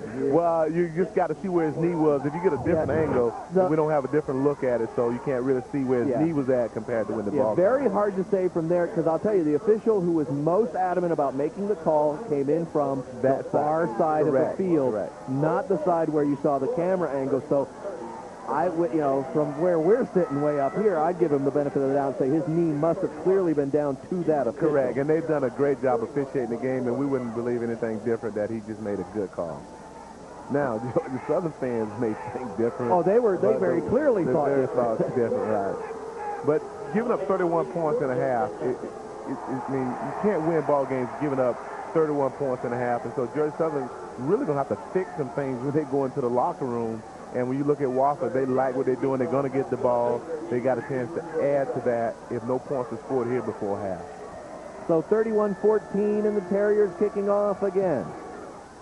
Ball will be taken at about the 10 or 11 yard line by Pasco, who bobbles it before he can get his return going. He's going to try and reverse field. Successfully gets past the 20, but now still dancing. Trying to create some magic and might have done it past the 30, close to the 40. Wow. Sleight of hand. Sleight of foot. Sleight of foot. Very good foot. He does a good job. I watched him in the Georgia game take a return back, something similar to that. Watch his feet. Keep his feet moving. He really balanced here. When he stopped, I thought, oh, no. He in trouble. Yeah. Because a lot of times, if you lose your momentum like that, you get teed up. Teed up. I was looking for him to really get a big hit. With 18 seconds to go, Chappell trying to throw. Man in his face will go short. They'll get the gainer to Baker. He'll get out of bounds. Still 11 seconds to go, crossing the 50. Well, you like to see that heads-up play by your freshman, Baker. He gets out of bounds, which was the most important thing. They get the yards, get out of bounds. At least they're trying to at least get a field goal here, or at least throw one up in the end zone. But they're about 15, probably about 10 to 15 yards before they can get one in the end zone. First down, but that doesn't really matter. They're not going to get many plays here. Chappell pressure from behind, and he is brought down at the line of scrimmage. It's 4.2 left in the half. Offensive lineman nightmare, defensive lineman dream. You got to throw the ball. I know you're throwing it. I'm just coming upfield, putting pressure on the quarterback, and that's exactly what the entire unit of the Wofford Terriers did. And the Eagles have a good offensive line, but as you say, you're asking an awful lot of them in some of those situations. Well, just in a tough situation there.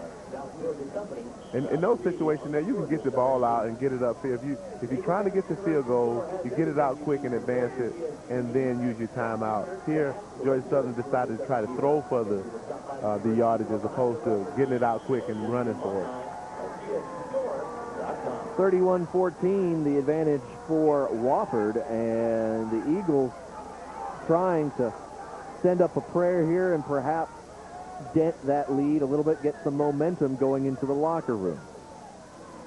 So with 4.2 seconds, likely the last play of the first half, we shall see. Well, and a lot of pressure on the O-line. Chappell got Norsha in his face, puts up a jump pass. It will be picked, and Goldwire is running with it. They're going to need to knock him down, or the deficit will be worse. And he is hit hard at the 36. And Chappell taking out some frustration. He finished the play. That's what you love about good quarterback, and then they go and try to make a play when they turn the ball over. And it's one of them situations where you're really just trying to get the ball down there and get maybe a pass interference. You played quarterback. How often would you have wanted to get a shot at the other team's leading tackler? If like I that? threw an interception, every time. Every time. No, but of course you wouldn't. When I threw an interception. Well, when? Okay.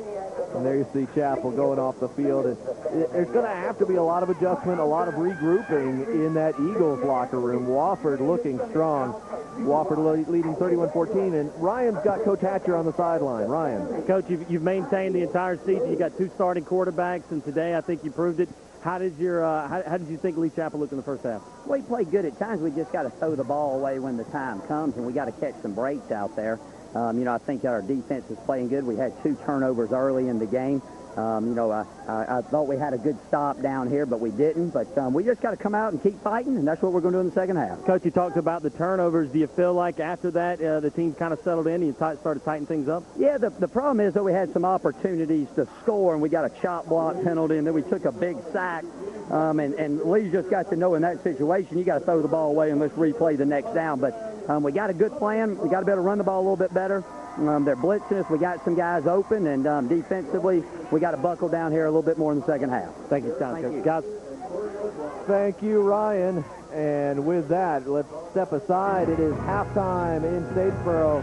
31-14, Wofford on top. You're watching CSS, your source for Southeast sports.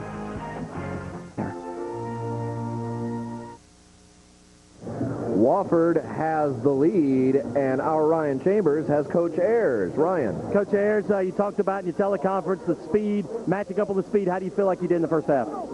Well, we're surviving. They can explode on you at any time. We've got to do a better job of tackling in space. Kickoff coverage, we got to do a much better job reading the indicator and getting our people to fit where they need to fit. Well, Coach, thanks for your time. Well, let's get back. Guys.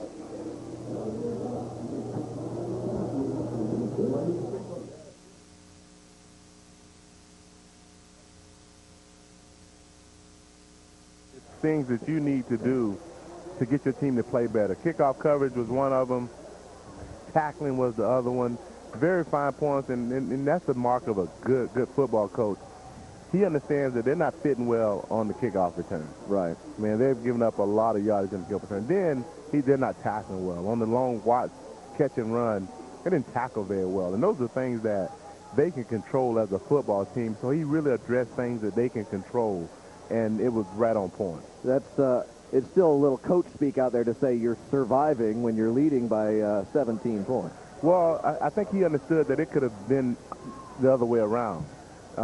But he has Romero, which has really been the difference in the game. And then Allen, as a football player, he's been very good as a quarterback, and he's really kept them stable. And it's amazing because he's a freshman, so you're going to see a lot of good football a lot of years to come in this conference because a lot of young kids playing. The second half is underway with a bouncing, skidding kickoff taken by Rucker inside his 15. He's got a gap in the middle that he exploits to the 34, 33-yard line. And I tell you, we're talking about, there's a look at Rucker. We're talking about Dane Romero. He touched the ball 13 times, got 69 yards, and 3 touchdowns, which Wofford scored 4 touchdowns. The other one was by the defense. So all 3 offensive scores belong to Dane Romero. Well, he's their workhorse, and you can understand why. When you watch him run, he has great pad level. He has a great understanding of how the game's to be played, and he's a solid football player. If the crowd sounds unusual, it's because things are being tossed into the crowd from the press box. A little promotion there. A pick and a fumble. The ball is an incomplete pass. It was a forward hit. And that may be by design. I may be off on what they're trying to do offensively because I've seen that. They've been doing that the whole day, and it may be just that, a forward pass that they're trying to, he's throwing that forward behind the line of scrimmage. So it's just old shovel pass. So we are just underway in the third quarter here, and we have a Terrier down on the field. We were discussing some of the halftime numbers. 4 different Wofford Terriers have touched the ball. That's Rucker. 4 different Terriers have rushed the ball. Mitch Allen is the only one throwing the ball. Widmeyer had been running when he was in. Allen, 5 for 5 passing. Well, Allen, what he does is put more pressure on the defense. With his ability to throw the football, that has really been the difference in the quarterbacking. Second down, 10 to go after the incomplete pass on the pitch.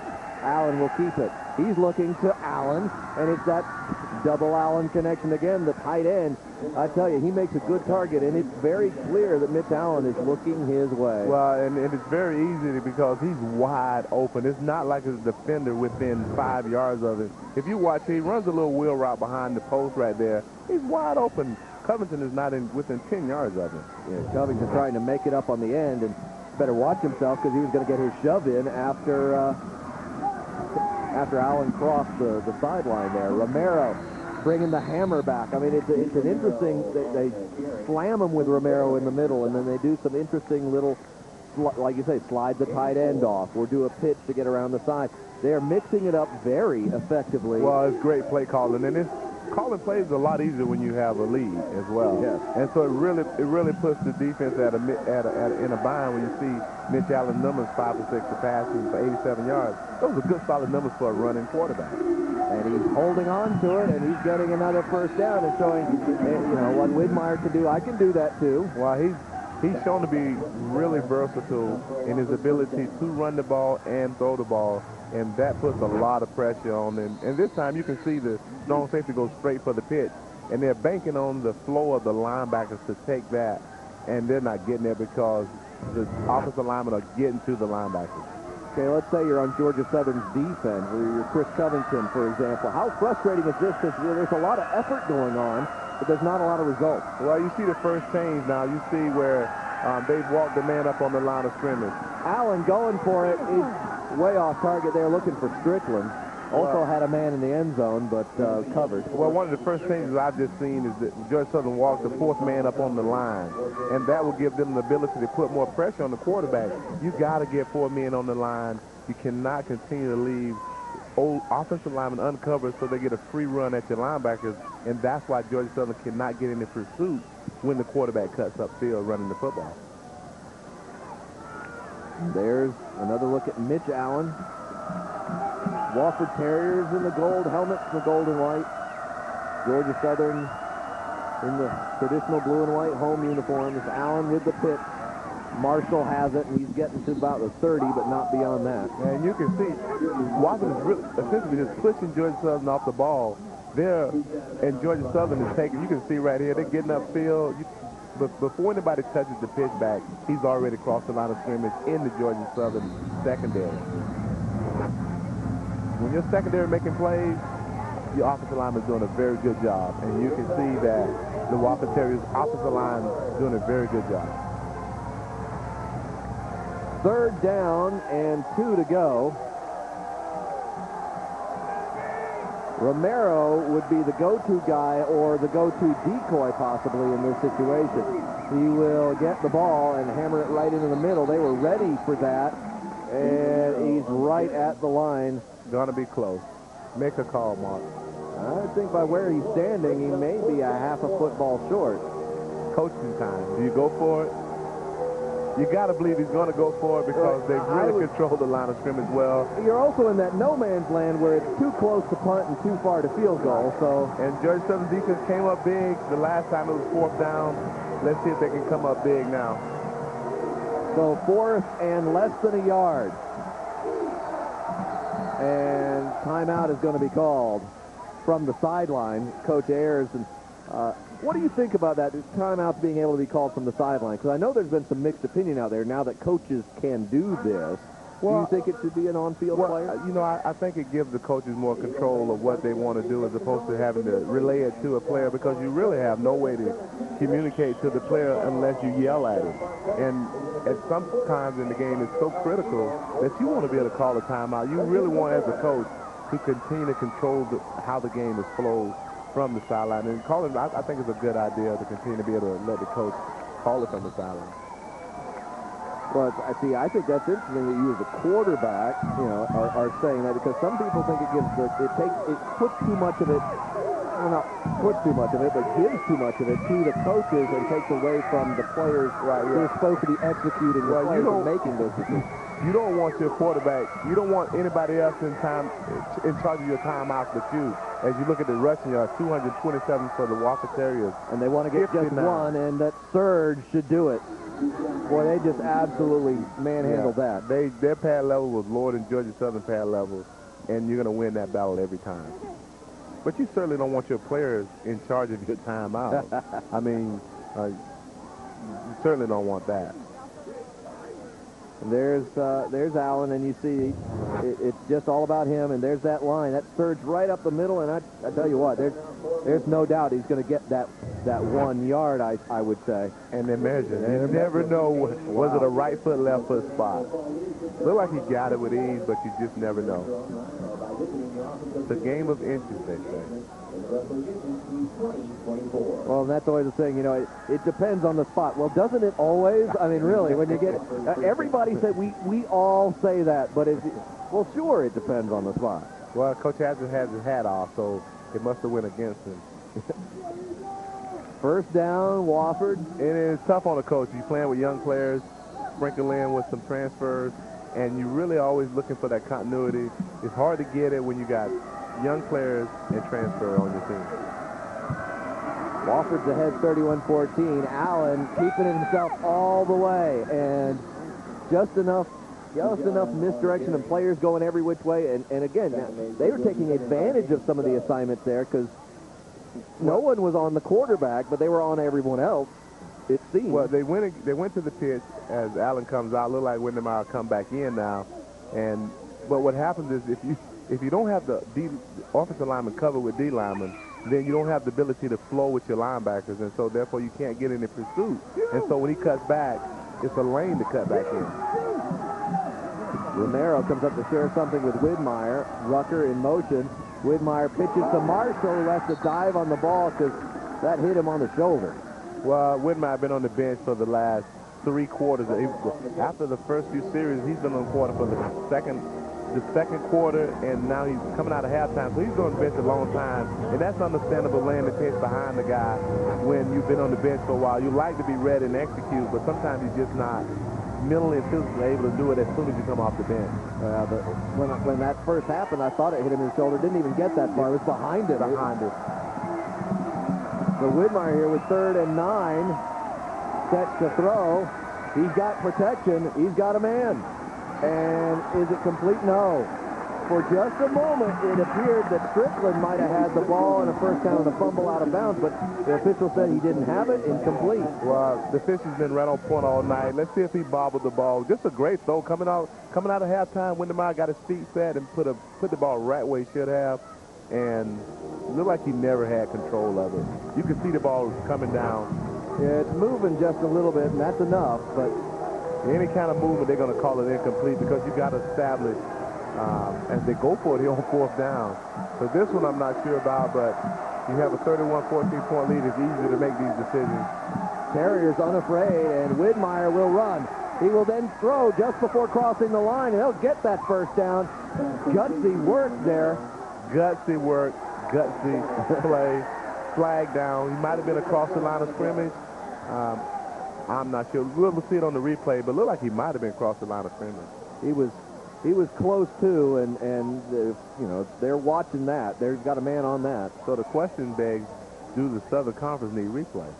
Well, we've seen a few interesting either way kind of plays tonight, but at the same time, in the end, it feels like the officials have gotten it right on the field just about every time here. Yeah, but you don't want it to feel like they got it right. Well, you want them to get it right because you true. got jobs on the line. You know, coaches in Statesboro, they fired a coach for winning. So, okay.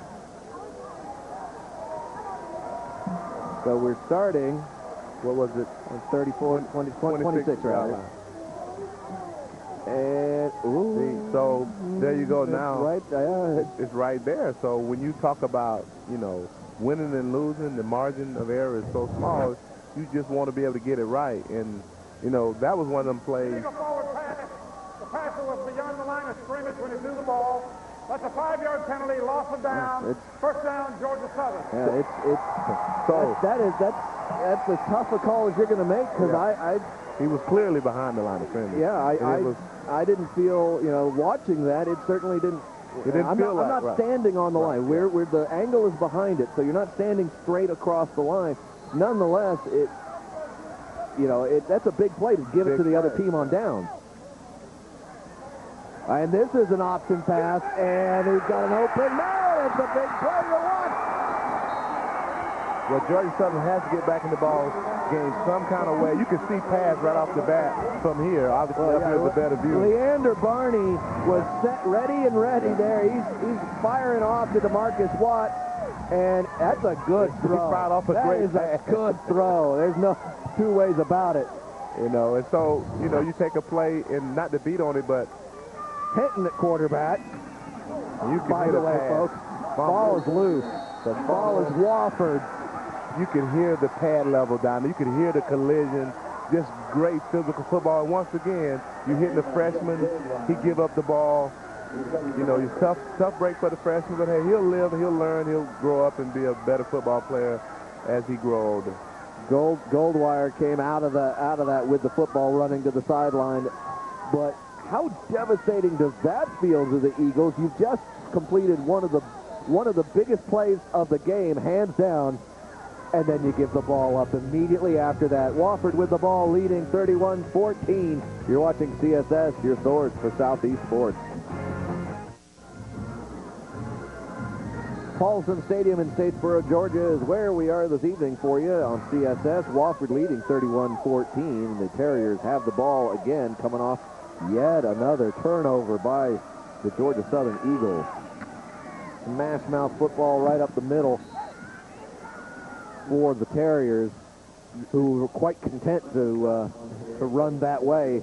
This is the situation or the scenario that Coach Hatcher did not want to get into. Being behind against a running football team that now getting 5 yards on first down really open up the playbook. You know, you can play action. You're really at the mercy of the offense. If you don't get any pressure on the quarterback, if you don't stop him on first down, it really puts you in a very difficult position. Mitch Allen, each side has started one quarterback, brought another in, and brought the starter back, and it's musical quarterbacks out there, but it's been working, although working better in the end, as the scoreboard would tell us, for Wofford.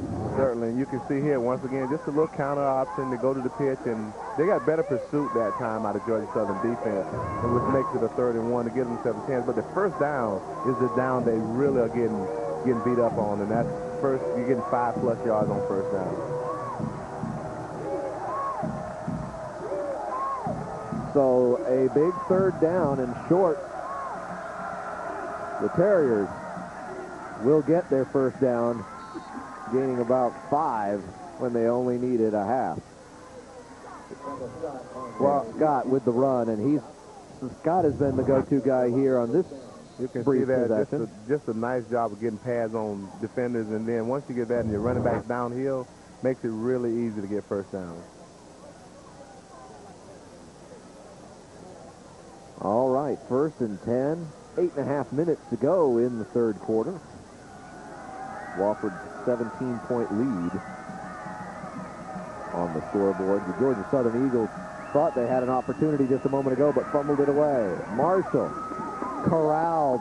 Nice work there by number 94, Roderick Tinsley. Well, Tinsley did a great job of running down the line of scrimmage. He did a great job of not going upfield, but going down the line of scrimmage, and that's what you love to see D linemen run down there, and that was a very good defensive play by Tinsley. They need more big defensive plays. They only got 4 yards in, 3 yards in, so now it's a manageable 2nd down for the defense. 2nd and 7. And Allen, he's got nobody on him again, cuts it back, gets across midfield, and he's still going. He makes a man miss. He's inside the 40. And what a great individual effort. But what makes that possible, Tracy, is the defense didn't key on him from the get-go. Well, the defense went for the pitch, and they were able to. It's just a great counter option. Now, you can see him counting right here down the line. They see the lane, and he just takes it. Look at the hat-on players, and then he makes a great getting out the back. We call that cutting out the back door. And if you can get out the back door running the option, you can believe that you're going to have some green grass to run on. We see that clock rolling, a little more than 7 minutes in the 3rd quarter. Wofford's greatest friends now, the running game and the clock. And it's their first down play selection, which has been their greatest friend. And they've done a great job. That time, Georgia Southern did a better job on first down. But giving up 5-6 yards on first down has been Georgia Southern ministers tonight. By the way, report a score elsewhere in the Southern Conference. Appalachian State in the 3rd quarter only up 20-14 on Presbyterian College. That's the same PC that Elon beat 66-12. So it's interesting that Coach Bobby Bentley's got the Blue Hose rallying in Boone a little bit. Well, they probably still licking their wounds from just a tough loss last week. Another first down for the Terriers, who seem to have that play ready whenever they need to pull one out. We need 9, let's get, then they get 10. They need 8, and then they get 10. They've got those just chunk plays. Well, if you're Georgia Southern, you got to ask the question is, what are we going to do different on defense? You can see that they're just picking them apart. Allen has done a great job. Great ball location, throwing the ball.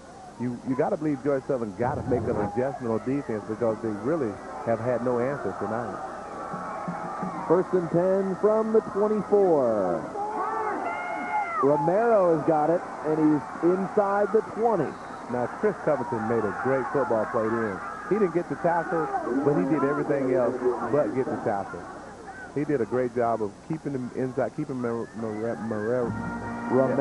Thank you, partner. That's why you're my partner. Wintertime, I get stuck. Throwing your rope. Throw me some rope, baby. Throw me some rope. But you can see that he just did a great job of fighting it. 2nd down and 5. Another 5-yard gain on first, just like you were talking about. And here come the Terriers. Scott get a few yards on that one. He'll be close, but it's going to be 3rd and 1, maybe 3rd and 2 this time. I'd really be interested to see why Georgia Southern would not insert another defensive lineman, because it's clear that they're not able to. I mean, you can see that their front line is just mauling them off the ball, and you can see that another defensive lineman would simply just take some pressure off the linebacker so they can pursue a little better. And I mean, Wofford is taking advantage. If you'll see, Georgia Southern has 3 down linemen, and everybody is standing in a 2-point stance. And so when you get a lineman coming at you, you can't stop that. Ball is loose, picked up by the Eagles. It's going back the other way. Dakota Walker. He will score. And there's the big play they've been waiting all game for. Now, that was a great defensive play. It was more mishandling of the ball by the quarterback. And the quarterback, Allen, got hit pretty good. And we'll have to keep an eye on him to see if he come back. But what a great job of picking the ball up, scoring, as opposed to falling on it, understanding that they need a big play. They need to score this quarter. And they came up with a big play there. Good job by the Georgia Southern defense. Length of the field pretty much there, folks. It's a big-time defense for Georgia Southern. And Mora is going to try and tack on the point and make it a 10-point game again.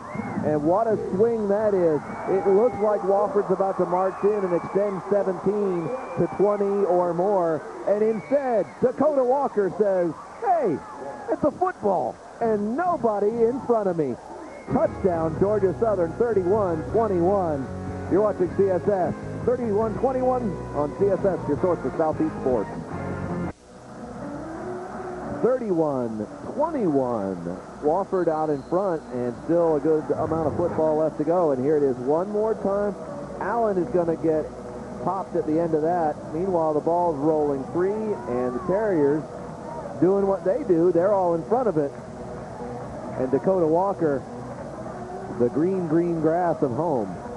Chris Covington was just going to hit somebody on that play. If you look at it, he just leveled Allen, the quarterback, and the ball was already out. But Allen was not going to chase the ball or anything because he was going to put him on his back. What a great turn of events for Georgia Southern. Just when I had written them off, they come up and make the play of the game thus far for Georgia Southern. But they'll have to continue to make those type of plays to get Georgia Southern in the game. The home crowd had largely written them off, too. This place was dead. Silent, just lifeless, and that Dakota Walker play sparked everybody in the room. Now, they had very clearly had players offside on the kickoff running in, before the ball was kicked. So, well, they'll just tack 5 yards on from there and get the ball at the 39.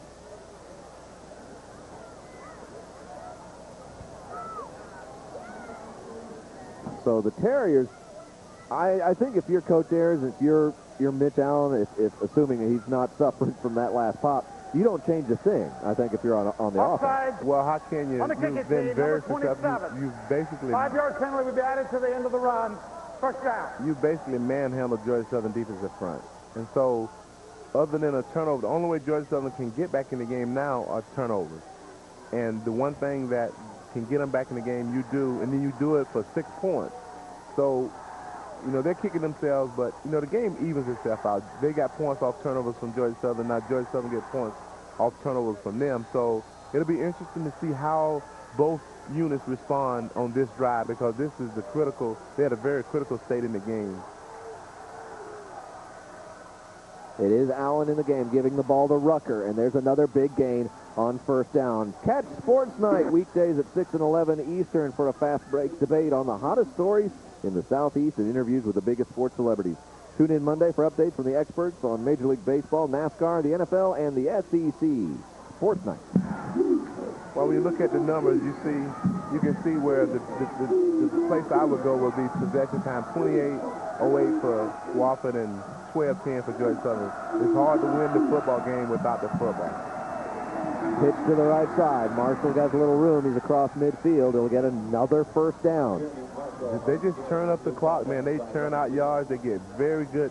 They're a very good football team on first down. And once you establish a first down run, it makes it easy. They've been running this counter option all day, and it's really Georgia Southern hadn't had an answer for it. And the only answer for that is to get penetration or get everybody on the assignment, and Georgia Southern has not been able to do either of the two. Well, Wofford's averaged over 320 yards of rushing a game. They're over 280 today, and they still have a quarter plus to go. They'll get over that easy. Romero up the gut, and he is close to another first down. Well, it's a first down run again, and Georgia Southern, they got to change their defense on first down because they cannot continue to allow the Wofford Terriers to churn out 6, 7 yards on first down. In that instance, 8.5, 9 yards. Here's one for you, Tracy. Wofford has 4 different rushers with 40 or more yards in this game. Georgia Southern has none. Just throwing that out there for you. That one made me speechless because if you know Georgia Southern history, running the football was what they did. Now they've been done in by their own. Romero has half the defense on his back, but he gets the first down. And this is the type of football that Coach Mike Ayers and the Wofford Terriers are used to. They get a lead, you can see pound them big offensive linemen and make 2 or 3 people tackle a big, tough back. And Romero is certainly a big, tough back for them. Good news, bad news for the Georgia Southern defense. They've got some of these guys who they expect to be their leaders are making a lot of tackles out there. Covington, Taylor, Benefield. There you see the first downs. Wofford with a decisive advantage there. But Covington, Taylor, and Benefield each have 10 or more tackles, which is it's good you're getting production from those guys. But the bad news is they're having to make a lot of tackles because there's so many darn plays because Wofford has the ball so much. So many plays, and it's so physical, and you got to see how this is going to wear on guys like Chris Covington down the stretch.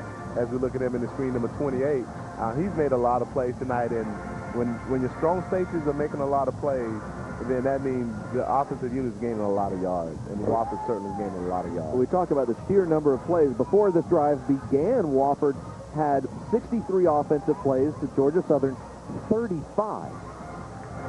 And like you said, you can't produce points if you don't have the ball.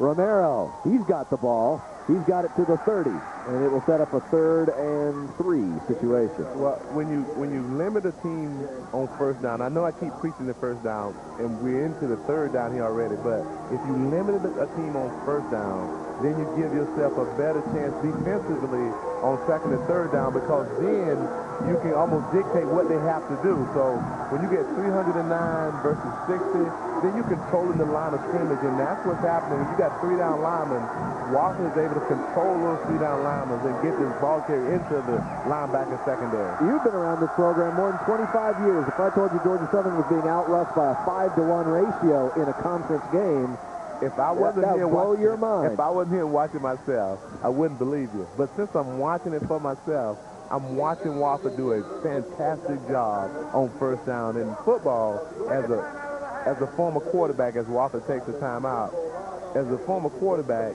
first down is the most critical down in football because it sets up the playbook for 2nd and 3rd down. And Wofford has been really, the whole playbook has been open up at their disposal because they're doing a great job on first down. With 1:04 to go in the 3rd quarter, Wofford has the 31-21 lead, and with that, we'll step aside, come right back. Big 3rd down play ahead of us on CSS, your source for Southeast Sports. 1:04 left in the 3rd quarter. Wofford with a 10-point lead and the ball, and a big 3rd down here. 3rd and 4. And they're setting for the pass. Man open is Strickland. He is inside the 20. No one is even close to him either. I mean, when you look at the play, not a difficult design play. And Strickland just comes and sits down at the 6, basically. And Allen delivers a strike. So Georgia Southern defensively wasn't even close. If you look at a little further inside the numbers, Mark, scoring by quarter, this is the 2nd most productive scoring quarter for Wofford at 24 points in the 4th and 34 in the 2nd. So the 2nd quarter being their most productive. The 4th quarter for Georgia Southern is their most productive. So we'll see if that holds true. Marshall gummed up in there. Quentin Taylor, among others, wrapping him up. And that may be the last play of the 3rd. If I'm Wofford, that'll be the last play. But it's going to come down to possessions. They can't get it. How many possessions will Georgia Southern get if they continue to allow Wofford to drive the ball from one end of the field to the other and chewing up the clock? So. The last time Wofford got in this close, they did the same thing. They marched down the field, but then they got to this point, and it was a fumble that became a touchdown going the other way. We'll see what happens next as the third quarter runs out in Statesboro. 31-21 Wofford. You're watching CSS.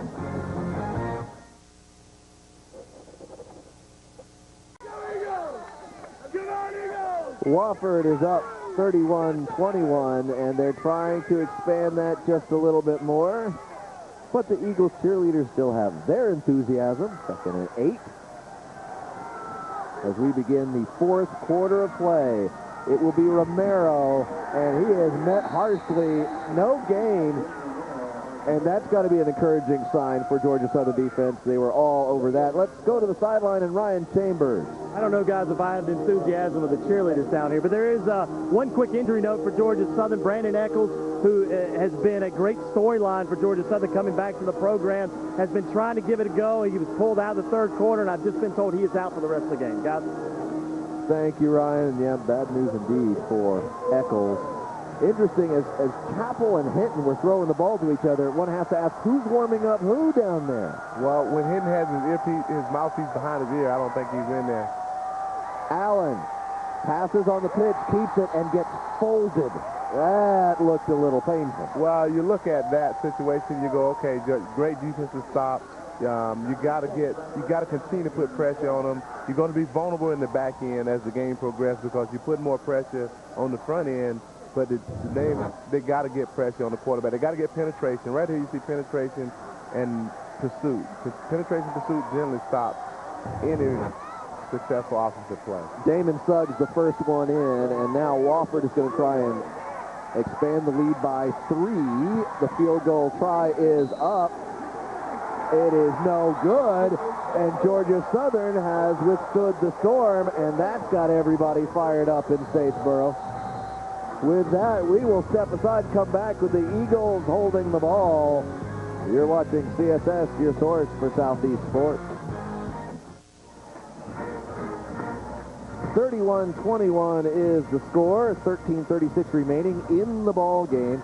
2 ranked teams, 2 Southern Conference teams, and Georgia Southern feeling the pressure of trailing and of needing a Southern Conference win. They lost their opener last week to Elon. Hinton back in at quarterback, and it's his number all the way. He will get just a couple, get forced out of bounds. Well, right now, Georgia Southern has more at stake than Wofford. I know Coach Ayers wouldn't agree with that, but when you look at the standings and where we are at this point in the season, Georgia Southern has the ability to get out of the conference race. They went at Hinton high and possibly late. I just thought it was a good football play. I mean, he just rolled him out of bounds. He really didn't do anything. No.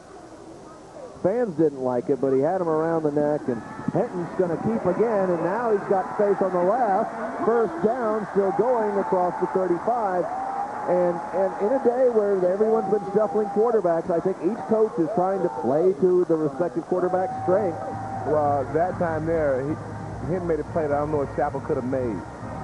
They really covered the quick screen to the right very well. Made a guy miss, then got upfield and got positive yards, and I think he went to his athletic quarterback more so than his thrower. It was low and outside. That was never going to get much yardage to Camp there just because he had to dive to make the grab. And that play there, Chappell makes with ease, with the way he's been throwing the ball. Not that Hinton can't make that throw, but that's one of the easiest throws on the field for him when a guy runs the bubble route. Hinton comes off, Chappell comes on. Raja Andrews to the near side. Always makes an interesting target. He's had some long ones already this year. And Chappell looking left, now to the middle.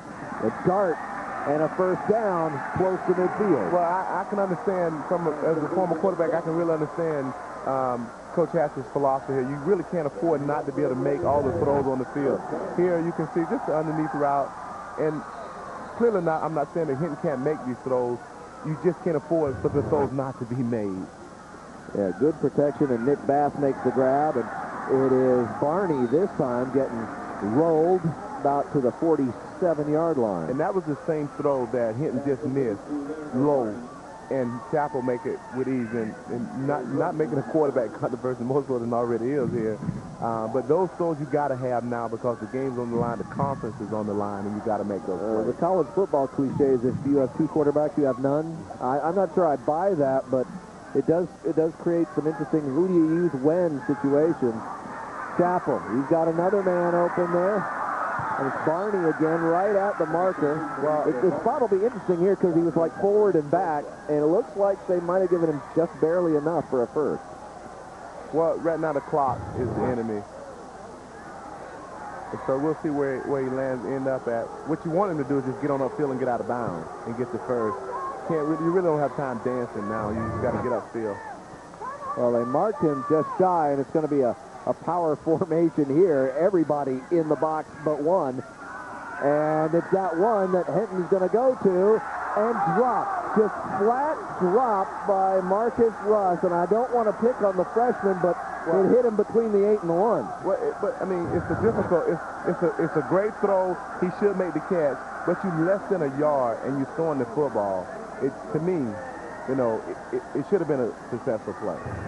But really, you should never put yourself, if you run it for 2 downs, you only have an inch to get. And so I think I know what he was looking for. He was probably looking for a bigger play, but now you risk not getting the first down if they make any kind of play here. Well, they're going 4th and 1. Hinton calling for it. He's got Rozier next to him. Rozier gets the ball, cuts outside, and pushes through. Looks like they will give him the first, but man, he didn't get it by much. And that's the risk you take with those kind of plays. I mean, it's just my opinion. You go for that play, and it's just, you get the first down, everything's clean now, but you're looking for a bigger play. They got a great push there. They brought in Adam Scott as an extra offensive lineman, basically as the fullback on that play, and Chapel is back in. We're not back to that every other play kind of thing, are we? I've seen that before. Chapel darts through. He'll get across the 40. Well, Wofford brought the house, and they say, forget all that other stuff. We're going to put pressure on the quarterback blitz, and we're going to make you beat our defenders one-on-one down the field. Hinton comes back on the field. Chapel comes back off. Former quarterback. I mean, I would want to, it would drive me up the wall. It would make me work my butt off in practice to establish myself as the #1 quarterback. And I would give you a reason to keep me on the field as opposed to in and out. But he's trying to do what's best for the team to win, though, and that's all you can ask for. Hinton looking to throw. Fires downfield. He's got a man double covered at the goal line. He will get it just inside the 1. Oh, my goodness, Nick Bass, the freshman, gets the ball inside the 1-yard line. Bass made a play on the ball that the defender did not. I mean, I don't know if Hinton even saw the backside defender. If you look at his head, 29 never saw the ball. When he turned around, this is a great catch. Actually, it was good placement of the ball by Hinton because the defender could not do anything there. Hinton is just all smirched up in the line. The technical term there, smirched. Yeah, I was looking in my dictionary, and I just did not find that. Can somebody look that up? No, Smirched. One more time at the pass, and just bravo to Hinton and Bass for making this work, although it's still pretty close to not working. When it left his hand, I thought it was an interception. But when you look at the defender and his inability to not be able to turn and get the ball, then that was made, and Bass made the adjustment. 9:43 to go in the game. It's a 10-point difference. We're going to have a timeout. You got to put your best Wofford 1 yard. just called their last timeout. That could become very interesting in this game as Georgia Southern narrows the gap. Well, if I'm Georgia Southern, I put my best 1 yard play out there now. If it's in shotgun, if it's under the center, no matter what it is, I put it out there now because I got to score, and I got to score quickly if I'm Georgia Southern. If I'm Wofford, really penetration. If you can get a field goal out of this, that's a victory for you if you Wofford. So now the offensive line, the defensive line will come into play. Who has the better push on the line of scrimmage is what's going to determine. Wofford has had it all night on their offense against Georgia Southern defense. Now Georgia Southern has a chance, offensive line has a chance to push Wofford defensive line. Hinton will be in the shotgun with Rozier by him. And again, additional offensive lineman kind of brought in to be the fullback. Hinton will keep. He will toss it beyond. Can't. Too many things kind of going on there. Way too many things going on. I'm just surprised that you can't line up and run the ball for 2 yards. 2 plays in a yard. It's just surprising to me.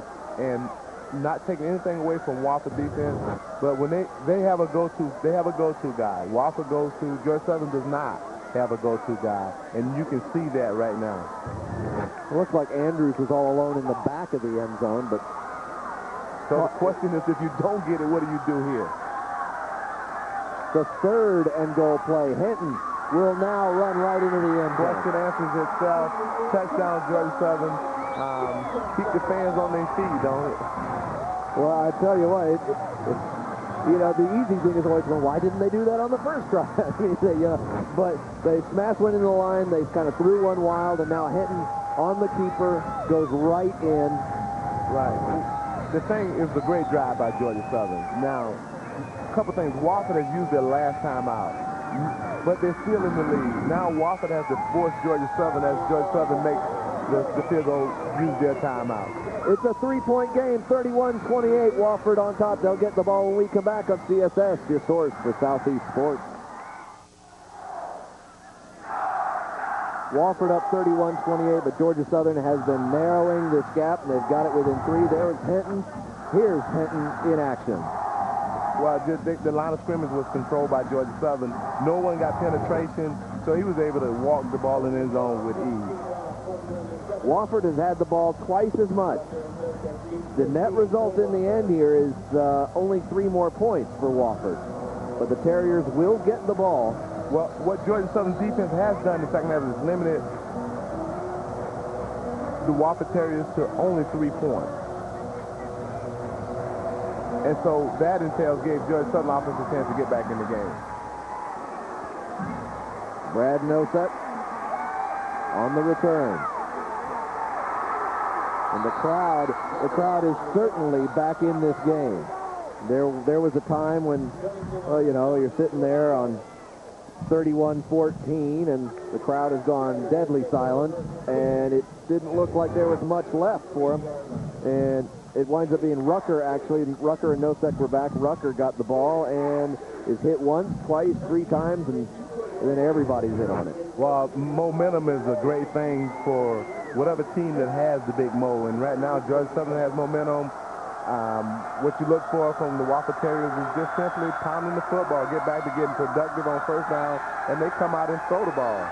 That's Widmeyer again, and Widmeyer's got the tight end, Allen. Now, that's good play calling. I'm thinking, and I imagine everybody in the stands thinking they're going to run the football, and what do they come out and do? Play action. That's a lot of confidence in a young quarterback, and you can see right here, he's being chased, and the tight end, what a big target that is. Just a great execution offensively, and the defense coming up making a big hit. They got a good hit on Allen, but I get the feeling he can take it. Yeah, he's a big kid. 9-10 to go in the game. Wofford with the lead in the ball, but the lead is now only 3, and that will be a loss of yards. And how many times have there been a tackle for no gain or loss? There's Dakota Walker. He had the big turnaround play, the fumble return for a touchdown. Look at him. He's the first one in. He's got friends there to help. That touchdown by Dakota Walker, the 78-yarder, a Georgia Southern record, and the first time that the Eagles have returned a fumble for a touchdown over the last 11 games. I think Georgia Southern going to see a lot of records fall with these kids. They're young. They're good football players. Widmeyer throwing over the top to the tight end. Allen's got it, and he has room. He's to the 35-yard line. That tight end, he may be the MVP of this game for Wofford by the time it's over. Romero has been the touchdown guy, but when they need a big play, they're looking 88. Well, you can see right there the linebackers took one step down, and it was over, and the tight end was behind him right off the bat. And anytime you take a step towards the line of scrimmage and it's play action, it's exactly what you're looking for. And it was Quentin Taylor, the linebacker. He took one step down. He knew when he came out of that he had to find that tight end, and it was too late. Wofford has had an answer for a lot of things today, and now we'll see if they're able to answer this charge by the Eagles. Georgia Southern has had a great run here, and a late flag sailing in from the field judge. Georgia Southern looked like they lost their composure there. Number 20 for Georgia Southern.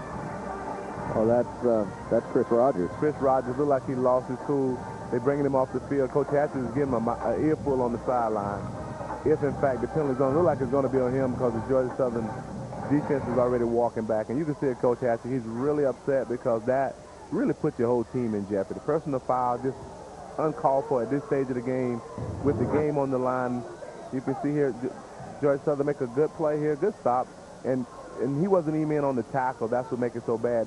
He's off in left field over there, and that's selfish football. You cannot afford that when you're trying to get back into a game.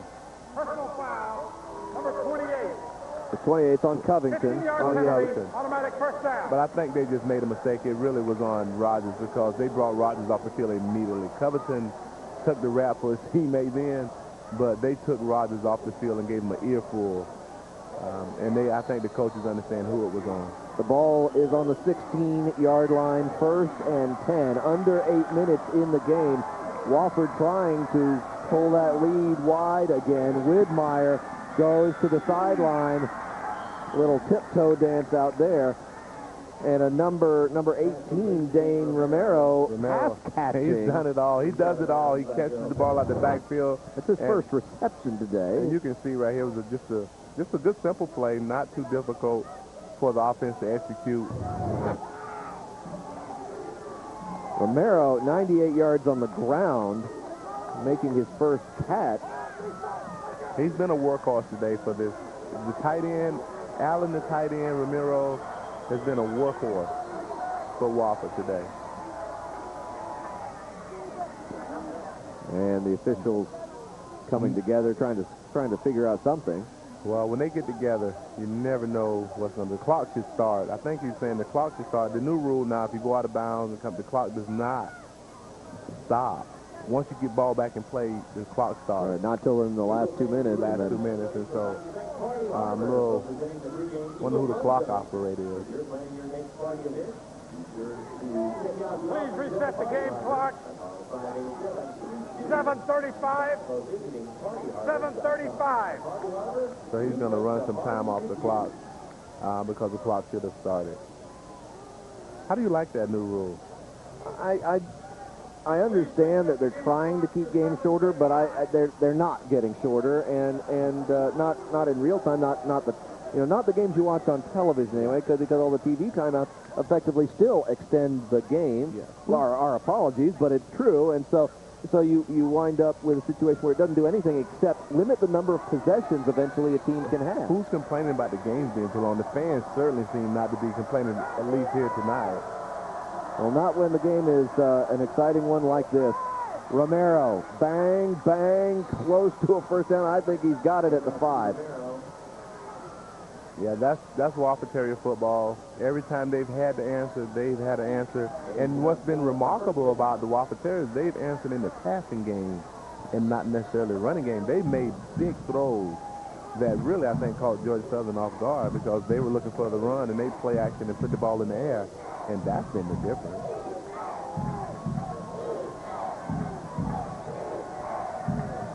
First and goal from just outside the 5, and again, a blast up the middle.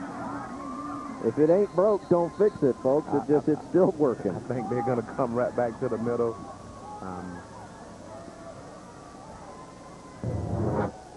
Well, when you give it to Romero, he's just a workhorse. Look at his feet. He's pounding.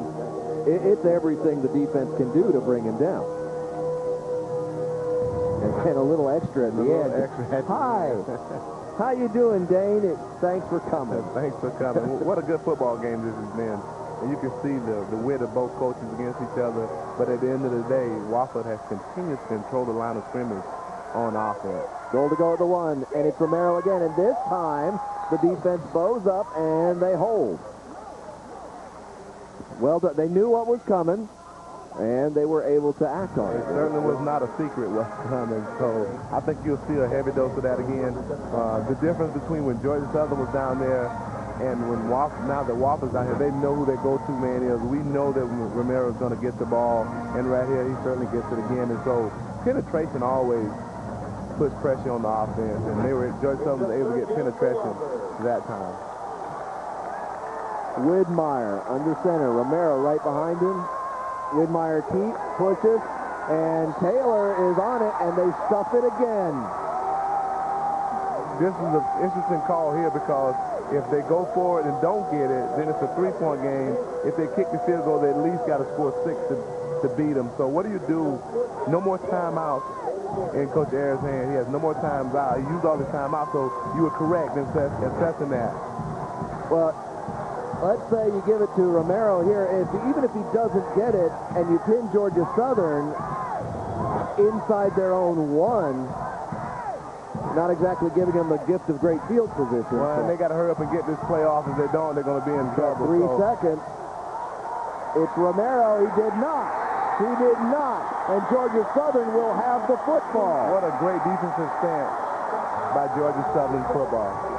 Covington and friends did the job, and the place is electric in Statesboro. Now, who is your quarterback now, if you're Georgia Southern? Well, based on the last drive, it doesn't matter. They're switching every play.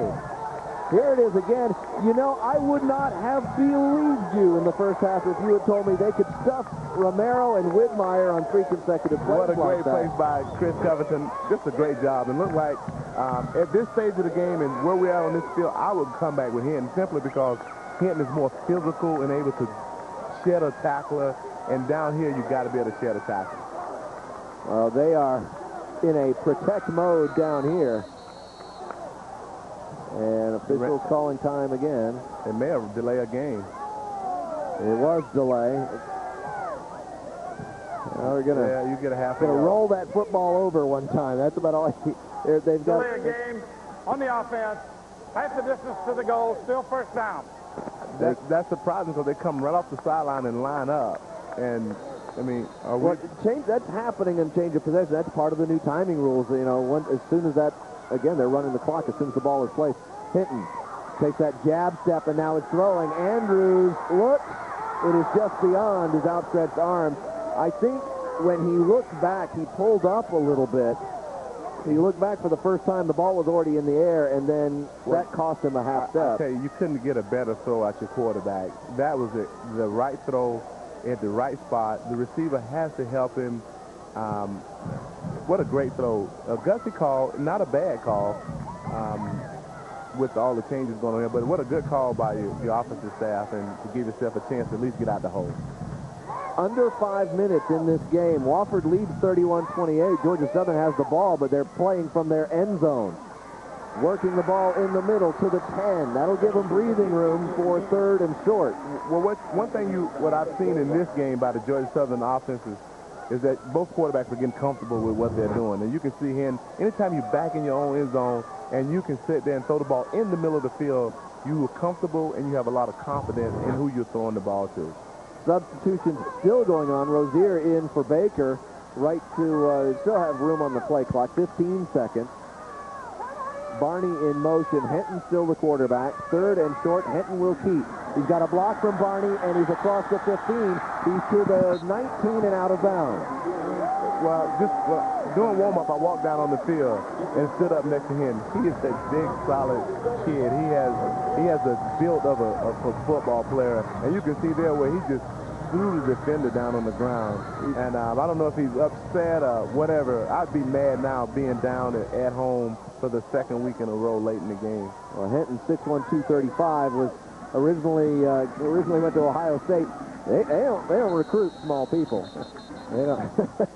Yeah, if you're at Ohio State, you're a good-looking football player, and he's going to be a fabulous quarterback too. Well, I think Hinton saw the writing on the wall when Ohio State landed the prize recruit of last year. That's what you chance when you go to those schools. I mean, they're going to recruit the prize possession throughout the country every year.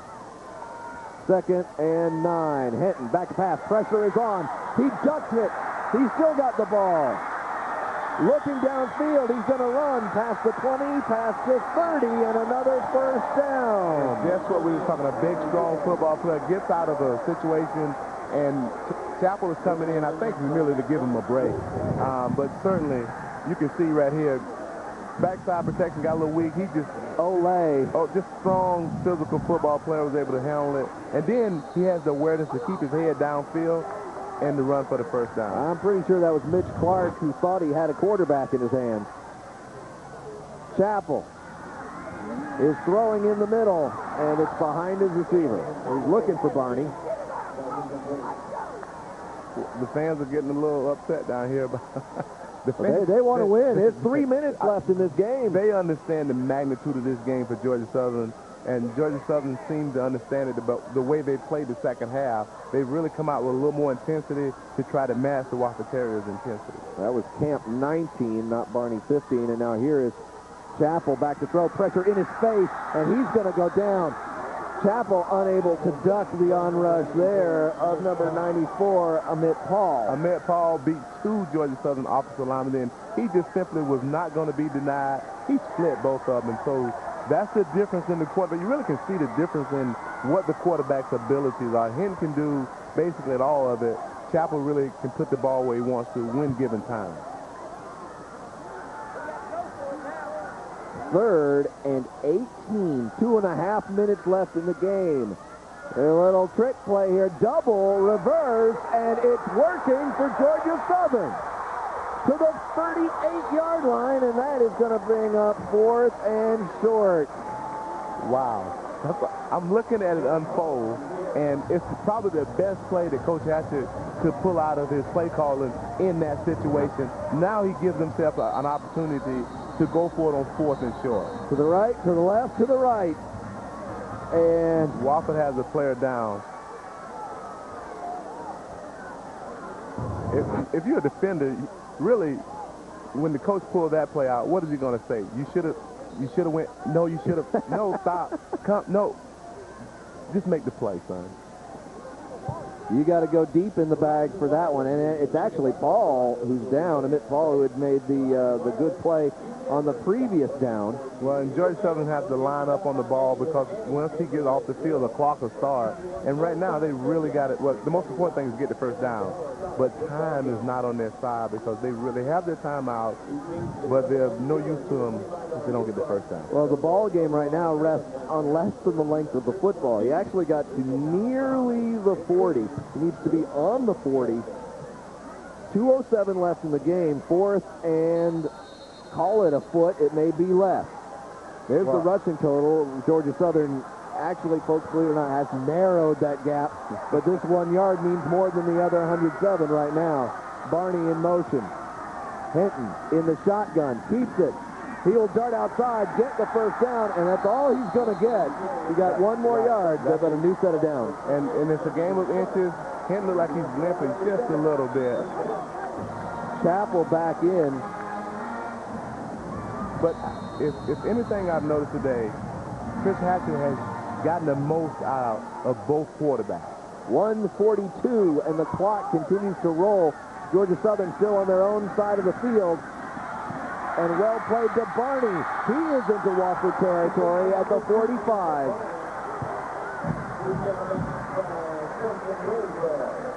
That throw there Chappell makes with ease. If you look at his release, that's when you look at quarterback and the wide side field out, right on the money, that's a good football play there. 31-28. Wofford has the lead, but Georgia Southern has the ball. 1 minute, 30 seconds left. Open in the middle. Chappell hits his target down to the 30. And really right now the question is, can Georgia Southern offensive line block Wofford Terrier defensive line to allow Chappell time to throw the ball? It's a little different if Hinton's in the game, but when Chappell's in the game, he needs time to make plays down the field. Chappell hit Camp on a line, and Chappell in a rhythm right now. Protection collapsing. He goes down. They're going to need to hurry. That's the difference right now in your quarterbacking, because I think this is a good timeout by Georgia Southern, simply because it gives them a chance to settle themselves. And it's a lot of emotion going on now, but really what you need is somebody with a calm head to make plays.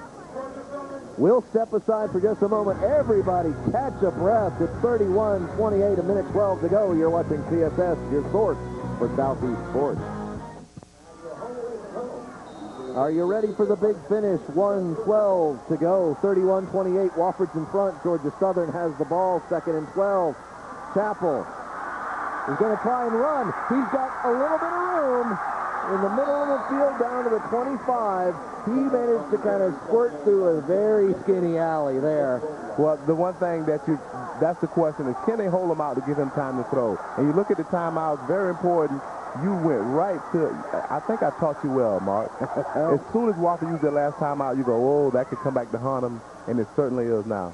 45 seconds and counting down. Andrews makes the first man miss inside the 20. He's got a first down.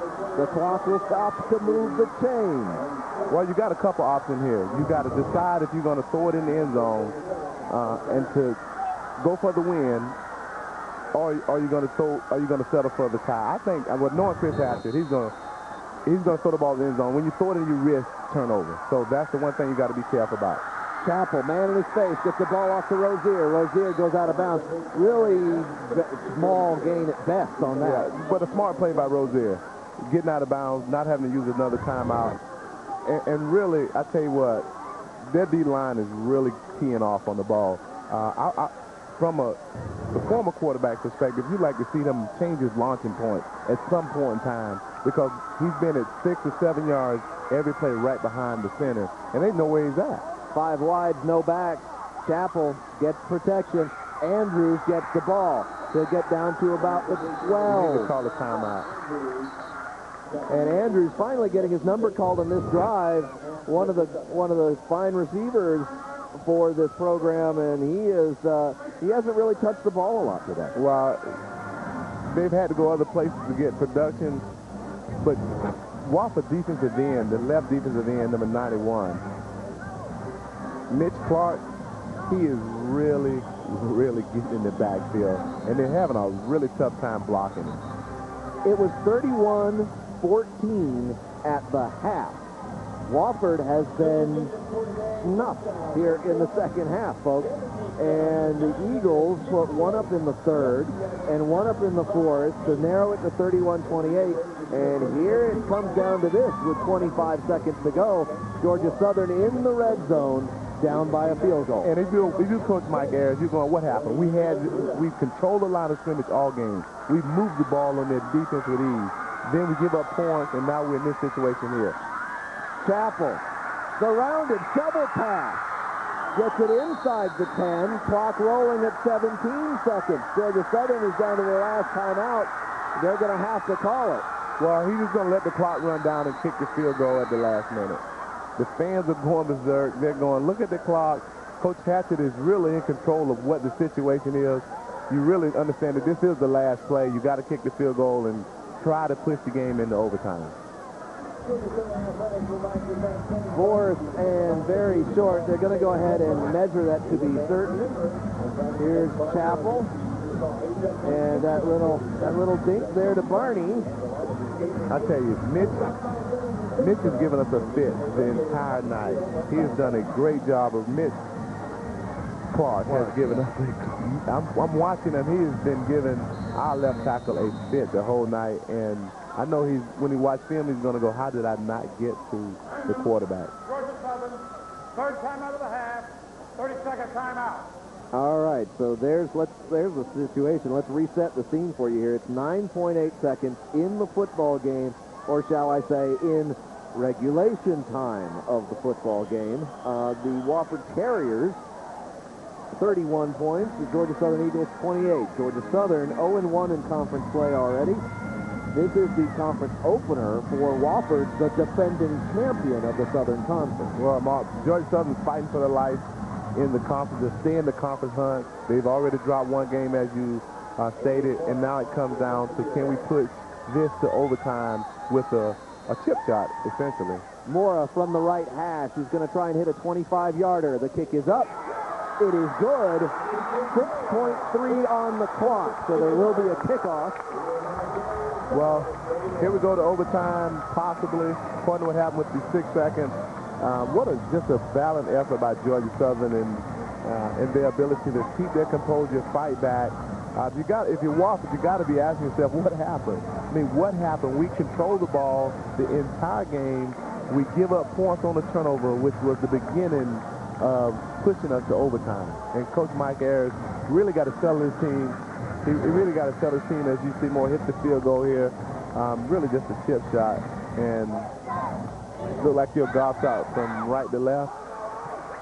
And that's a redshirt freshman, folks. And you know what? The senior, Jesse Hartley, who was preseason All-Southern Conference, he had struggled out of the gate and missed his first 3 attempts, got suspended for a game for violation of team rules. And while he was gone, Mora was busy hitting field goals. And, go with the hot hand, the hot foot, whatever you got. Well, first of all, when you get suspended for team rules, obviously you put yourself before the team. So then you have to, he's playing with rookies, freshmen anyway, so why not add a kicker to the mix, right? Yeah, absolutely. There's freshmen, redshirt freshmen all over the field contributing on both sides of the ball. You know, we kind of alluded to it in the very open of tonight's game. For those of you who can remember back that far now, is that there's a lot of seniors and a lot of freshmen out there, not as many in the middle. And it's really the names we've been calling over and over again tonight, seniors and freshmen. Yes, and from that standpoint, it's just, you really got to get your team back balanced, right? So what do you do here? That kick is going to go out of bounds, and that kind of puts Wofford in a position to take a shot at it. I mean, you're going to get the ball at the 40? 40? Or is it the 35? 35. I think it's the 35. So.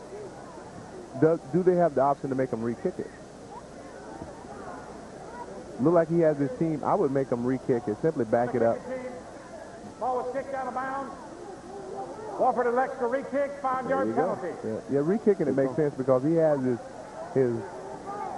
not the hands team, but his legs team. Legs team, throw it around team, right, till we get something we like, right? So it'll be interesting to see how they respond because you can see the different personnel on the field from their normal kickoff return. Yeah, Rucker's back there. Nosek is back there. I think you just got to pound it in a knuckleball fashion and make it dance, hit somebody, then let it dance, and then cover.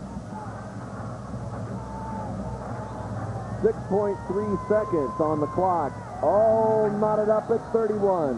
It's amazing about football. As long as there's time on any sport, as long as there's time on the clock, as long as time is on the clock, you got a chance to win. And you can see people standing on their feet saying, okay, now look. Kind of a pooch kick that will go to the 25. And there's run back potential, but they're going to force the man to the sideline, and that does it. No time on the clock. We're going to overtime, folks. Stay with us. What a show on CSS. Your source for Southeast sports. Settling the coin toss for overtime. Wofford 31, Georgia Southern 31. And we are in for a treat here. This game has been a sensation. And now we're getting a little bit more.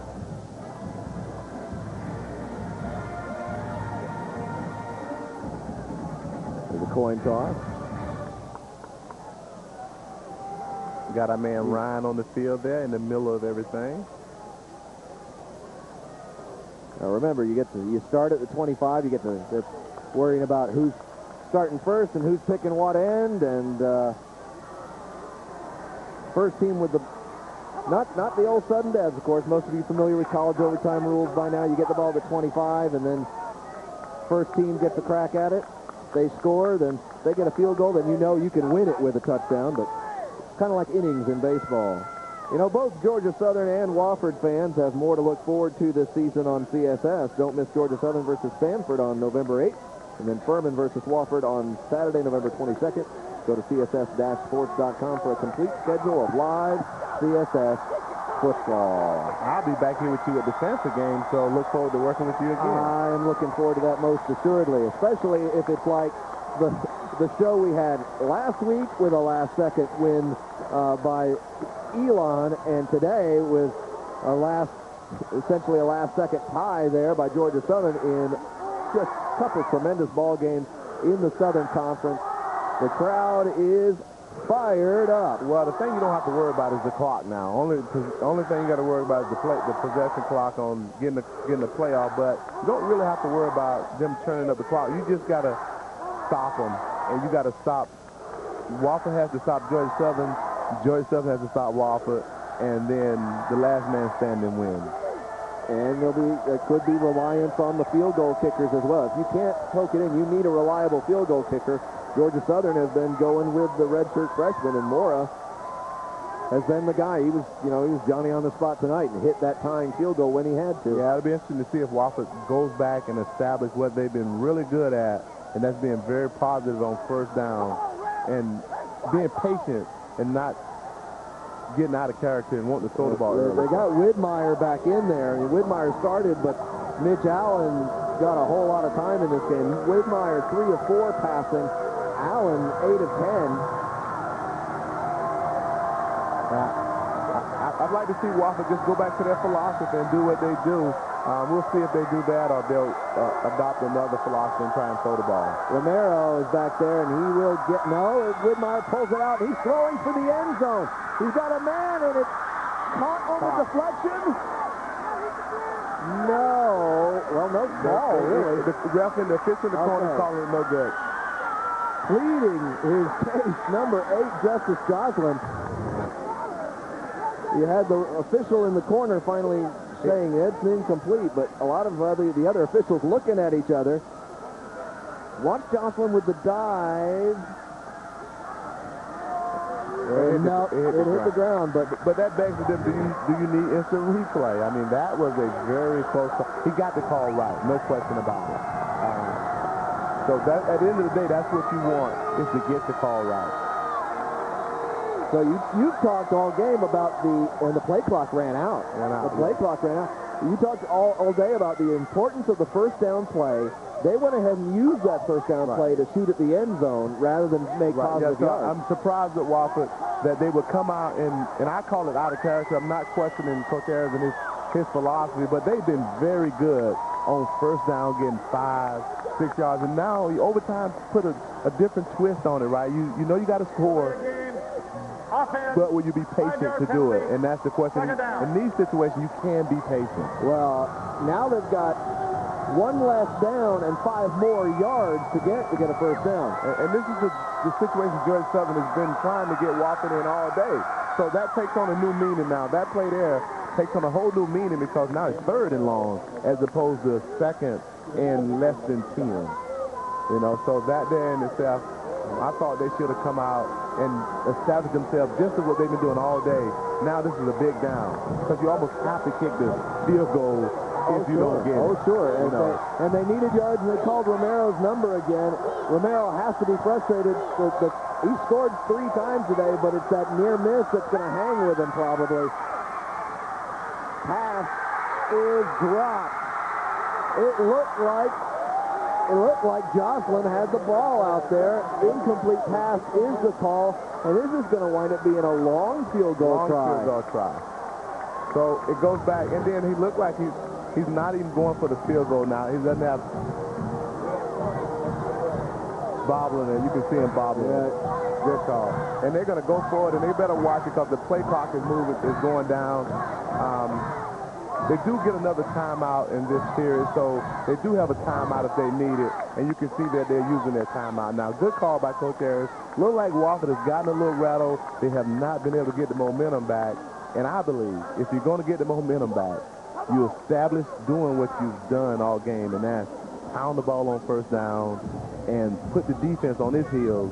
In overtime, Wofford was on his heels. But you got to remember, Mark, Wofford offense has been on the sideline a long time as they watch Georgia Southern move the ball down the field to push the game to overtime. It's going to wind up the responsibility of kicker Patrick Mugen, number 25, senior kicker, to try and put one through. If not, then all Georgia Southern has to do is score in any fashion and win the game. Football's a funny game, right? We hadn't called Patrick's name out really of any significance the whole game. Now, Patrick Mugen is on the spotlight. So we'll see if he can deliver. It's certainly a makeable field goal. The pressure's on, and you want your kids to be able to handle pressure, and this is certainly in the pressure of the Southern Conference. This would make the Southern Conference football so great. You know, it's certainly... The kicker is back on the sideline. It is a change again.